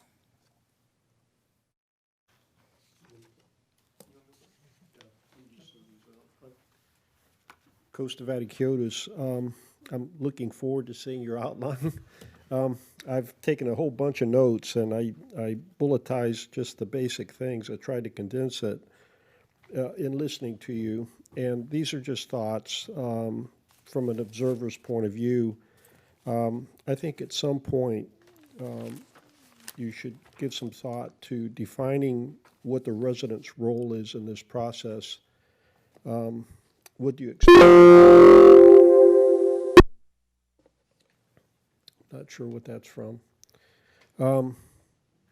In other words, you'd like to educate them, you want to get them involved, you need to sell them something. But what do you want from them in return? I think that's going to be important. I think as part of the master plan, you should think about some deliverables as tools that are going to be created and used. I know Pinellas County is probably going to implement a lot of their results in their enterprise GIS system. The city's developing their capability as well. The Public Arts Committee had a little sample of that the other day, and perhaps maybe you should start thinking of kind of looking at that as well. The metrics that you mentioned and establishing a baseline, I think, is extremely important because that's what you measure how successful you're being as you move forward. There's got to be some measures of effectiveness. For example, from the residents' perspective, the city would tell you how much, whether recycling is increasing or decreasing in the amount of materials, et cetera. From the residents' perspective, they'll be looking at some things that the city is doing and how well the city is improving and what we're doing as far as being more sustainably efficient in implementing the sustainability plans. I think we talked about, or you talked about vulnerability quite a bit. I really think what goes hand in hand with that is the threat. I think there, in my opinion, there ought to be a prioritization in the threat to the city that makes the city vulnerable, and like the sea rise, the water level rise in the city from flooding and things like that. I know that's becoming problematic, and I think residents need to and I do know, I actually have one friend that in the last 5 years, they've been getting more and more water into their basement underneath their home because they hadn't before. But there's certain limitations that they have as far as being able to implement something that would prevent that from happening. I think that from the in your presentation to the commission, it might be helpful. The sustainability is a very big universe, and perhaps a graphic of where you would like to begin at this point, where you actually fit in the sustainability universe. And this is the area that you're going to work from. And where I'm coming from on that, you've listed those 9 items, which are fairly broad. And some of those things may not be in the city's control, others might be. The 10th item, by the way, could be water use. I don't think that was one of the 9, but that's very important. That's something that the city can control. I think that's pretty much. So thank you for all of your work. I'm looking forward to sitting in on these meetings more often. And if any of you want to tell me to keep quiet, please do so. That's fine too. Thanks. Thank you.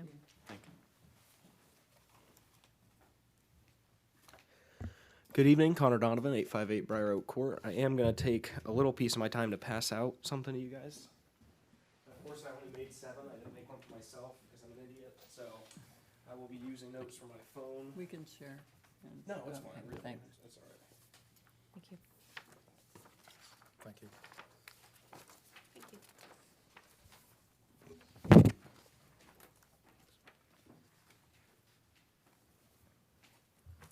So first, I just want to say thank you to you guys. Really appreciate you guys allowing me to sit in here tonight and listen. Love the disagreement, love the conversation. I think you guys are doing a great job so far. So a big theme of tonight was community engagement. And I don't think, community engagement, it doesn't have to be, hey, we have it all figured out. Is there anything you want to add? Or, hey, can you help us figure it out? I think community engagement can be something very simple. So what I did was I just came up with a few different ideas of things that I think are easy. They don't cost anything to do. Sorry, I gotta open up my phone. So yeah, again, they're easy. They don't cost anything to do. They engage the community, and I think it's an early victory to be able to say, hey, here's something the city didn't do before that we are going to do now, and it's gonna raise awareness about sustainability. So when I was running for office, I did a lot of door knocking, and I got the chance to knock on the door of Jules Eckmeyer, who some of you may know. And I knocked on the door, and she said, hey, do you care about the environment? I said, well, yes, I do. She said, oh, that's cool. Well, bright and early at 8 a.m. tomorrow morning, I'm going out and picking up trash with my friend. Do you want to come? And so I said, of course. How am I going to say that and then not put, my money where my mouth is? So largely, this is inspired by her. We went out, we picked up trash with trash grabbers. There was actually a city employee there helping us. And so since then, I've just come up with a couple different ideas to kind of expound on that. So the first one that you got on the list is just once a week cleanup walks. We can just designate a time, designate a place, whether it's Craig Park or a business or a restaurant. Any and all volunteers that want to meet up, let's meet there. We can walk aimlessly in a direction and pick up trash. We can pick up trash around the area, something along those lines. The second one, the once a month cleanup day with a nonprofit organization and a local business. This one's actually really unique, and if you flip your page, that was something that I had the opportunity to do recently. So I'm a big fat guy. I eat a lot of food. I eat out a lot, and I love going to Jamaican Jerk. So I went to Jamaican Jerk, and they said, hey, we got a lot of litter around here. We really want to pick up our area. And I said, okay, awesome. Well, I'm going to need a little volunteer base. So who am I going to reach out to? A nonprofit looking to volunteer. So I reached out to Tarpon Springs High School football. They were more than willing to come out and work with me. Everybody from the head coach to just a player was out there picking up trash. Spent a couple hours. The city provided us with buckets, grabbers. They hauled away all the trash. I think that's something unique that really engages the community because you're helping out a local business, you're involving a local nonprofit, and you're doing something visible that people can drive by and see, hey, they're picking up trash. Maybe I'll join in next time. Sorry, my phone locked up again. The third one, social media trash pickup competition. That's really straightforward. That's just something, that's some low-hanging fruit where on Facebook we can say, hey, take a picture of you recycling this week or picking up trash or something like that. The winners will be announced, later on this month. Pretty self-explanatory. Business awards for best sustainability practices in town. Whether you wanted to give out 5, 10, a dozen, unlimited. That's something kind of cool and unique that we would be able to do where we would say, hey, whether it's, is your energy use, your ecological footprint. There's a number of ways that businesses can be environmentally and sustainability sound. And I think it'd be cool to recognize some of them. And that would be very simple. You could have plaques. They could come to a BOC meeting or one of your meetings and get presented with them. Litter area identification. This one, again, I think is pretty simple. We could talk to the TSPD, city employees, businesses. We could even reach out over social media to say, hey, where is there trash in our community? And then we can analyze and say, is there a trash can near there? If not, let's put one there. And just give people different options, maybe make it more visible, put lights out there, have a cop drive by it every now and then, make sure people aren't dumping. And then lastly, host an extracurricular science project. This is just a fun one that you could get kids involved with, whether it was an elementary school, a high school, cops and kids, an after-school program. Just reach out to them and just say, hey, for example, choose an animal within our local ecosystem and report on its current status around Tarpon Springs and threats to its future status. I mean, that might be something cool that cops and kids or even a school class could work on and just say, hey, well, if it's not a project, maybe an essay or maybe like a weekly report, they could come give it. I think that would be cool. So again, these are, this has nothing to do with the Board of Commissioners. This is just me as a citizen, and I completely trust you guys. If you don't like one, forget about it. If you love one, go with it. If you want to adapt them, go ahead. So really, I just want to give you these to chew on and kind of take a look at and see, hey, what can we do now? What can we do later? What don't we like? What do we like? So feel free to adjust them however. And let me know if you don't want to use any of them, because that's cool too. But thank you guys again. Thank you. Thank you. And I think we had talked last time about with the trees that we don't necessarily have to wait until we've got a plan to be doing things around the Right. community. So I think that these are some great suggestions Great that ideas. we could discuss further. So thank you. Any other public comment? All right, then our next item is staff comments. I've got some things to update you on. Let's see, I put together some action items based on our meeting and just wanted to, we've already talked through a lot of these. I did want to tell you, following up to your interest in our tree program and our tree canopy, I have started discussions with our city arborist, and I'm starting to learn a lot about what she knows and what she's doing. I can tell you initially that she has started some work on an urban tree canopy. It's been mostly at a desktop level where she's importing maps and superimposing layers, but I know that there's more plans to get that further developed. We do have an upcoming Touch a Truck event at the end of this month, and I did confirm that we'll be giving away approximately 250 trees. You had asked about the types of trees, and the arborist is looking more towards a lower canopy that's more compatible with power lines in an urban environment. And she gave me examples of the types of trees, and these include things like magnolia, also, let's see, I was trying to find I'm doing this from memory because I can't find where I wrote it. But anyway, there were several examples she gave me of a lower canopy type tree that would be more compatible for, say, a street side or something like that. So I think the idea is right tree in the right place. There'll be a person at a desk where the trees are given away, a table rather, with handouts, and these handouts are quite comprehensive. They include all kinds of things. I mean, things that I was reading through it and I said, wow, I learned a lot. Like there's something from IFAS, which is University of Florida, that talks about the law, these questions that we always have. If there's a branch growing over from a neighbor's yard, what are my rights? What are my responsibilities? And it was quite eye-opening, and it was well explained. So just things like that. Also, all of the city requirements related to trees and even the maintenance requirements that we have for keeping a certain height so emergency vehicles can safely pass and things like that. So I thought that was encouraging. There were also website links to go to that give that right tree in the right place type information that you all were suggesting that we do along with the tree giveaways.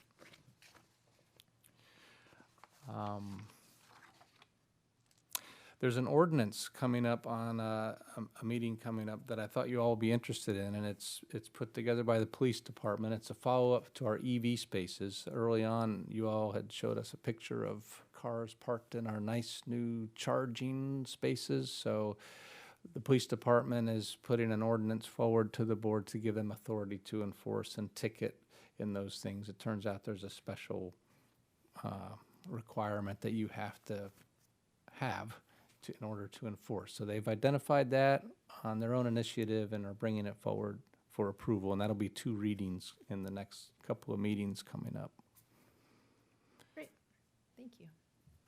More? That's probably enough for now. No, do you, I mean, is there, No, that, okay. All right. Thank you for this tree information. Yeah. I found it, that was great. Thank you very much. Very useful. Thank you. And where will the Touch a Truck be? at the library, 10 o'clock, Library. Saturday, February 29th. Okay. Ashley, did you want to give a short talk too? She's got some work she's been doing on another type of sustainability project that often doesn't get considered, but yet it has to do with water usage. Yeah, so I thought I'd talk a little bit about some water conservation today. Project administration, specifically Nick Macris, has been working really hard on the toilet rebate program. I'm sorry, I can't hear you. Oh, so the toilet rebate program, Nick Macris has been working on it. He is part of project administration with the city, and I've been helping him out with it. So basically what it is replacing an older high-flow toilet with a high-efficiency, low-volume toilet, and this is for utility accounts, so current City of Tarpon Springs utility accounts. So what'll happen is we have an administrator, Dimitri Solutions, who the utility customer can call, and they'll confirm the eligibility for them. They hand out the application, and then inspection is scheduled, and then they receive a credit on their water bill. It's up to $100 on that as a credit. But yeah, that's what I wanted to tell you guys about. Thank you, Ashley. And I wanted to add to that, the significance of this is we did have a toilet rebate program in the past, but it was through Pinellas County. So this is the first time the city is doing their own program. That was around maybe 10 years ago. So I think it's a great thing that we're taking initiative. This was a grant through the Southwest Florida Water Management District. It's a multi-phase project, so we plan to keep going with it. I can tell you personally, I participated back when the county did it. It made a tremendous difference on my water usage. I think I averaged 8,000 gallons a month. I went to 4,000 gallons a month just from the toilet change out. And of course, as you all probably know, they've gotten way better than they used to be in terms of being able to still perform like they're supposed to, but using way less water. So I think it's a great program. Obviously, it's a very competitive grant, so the SwiftMud must think it's pretty good too for them to fund it for us. Okay, I have a question on that. I live in a community, and the community itself has a contract with the city for water. So how does that apply to the individual homeowners within that community? We'll have to look into that. Because there are several of that type of communities around within our city. Yes, and it's designed to be a credit, so how that gets administered, we need to work with the billing people of your community. Because our association would love to have something like that. Okay, so that's a good one for follow-up. That was, I had a question as well as where it says utility, when you were mentioning utility accounts, you mean anyone with a water utility account in the city? That's right, it's for city utility customers.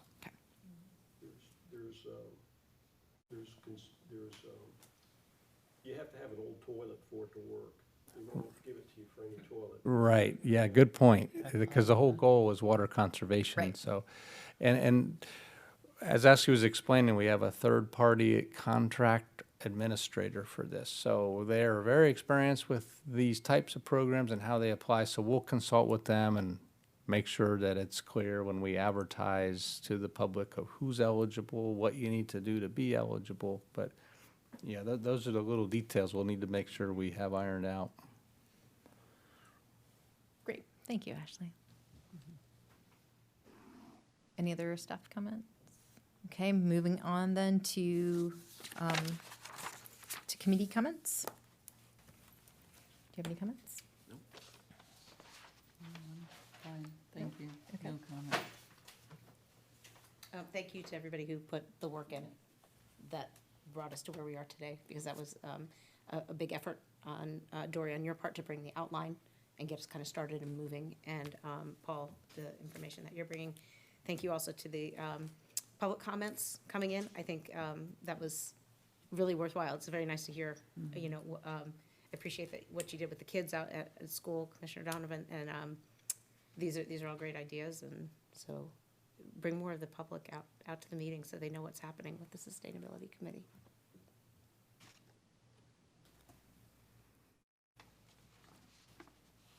Any other committee comments? No? Okay. I do not, I was going to thank Robin for the Guardian article. Thank you, Denise, for the webinar and for all of the resources that we keep sharing amongst each other. I know it is a lot to process, and I know that sometimes we're trying. So I appreciate everybody's endurance with getting through all of this. And I want to thank staff for putting together the presentation that you did to have us ready for presenting to the board. And thank you for public comments and suggestions. Those are very well taken. So I will leave it at that. And I will adjourn us. It's 8:13.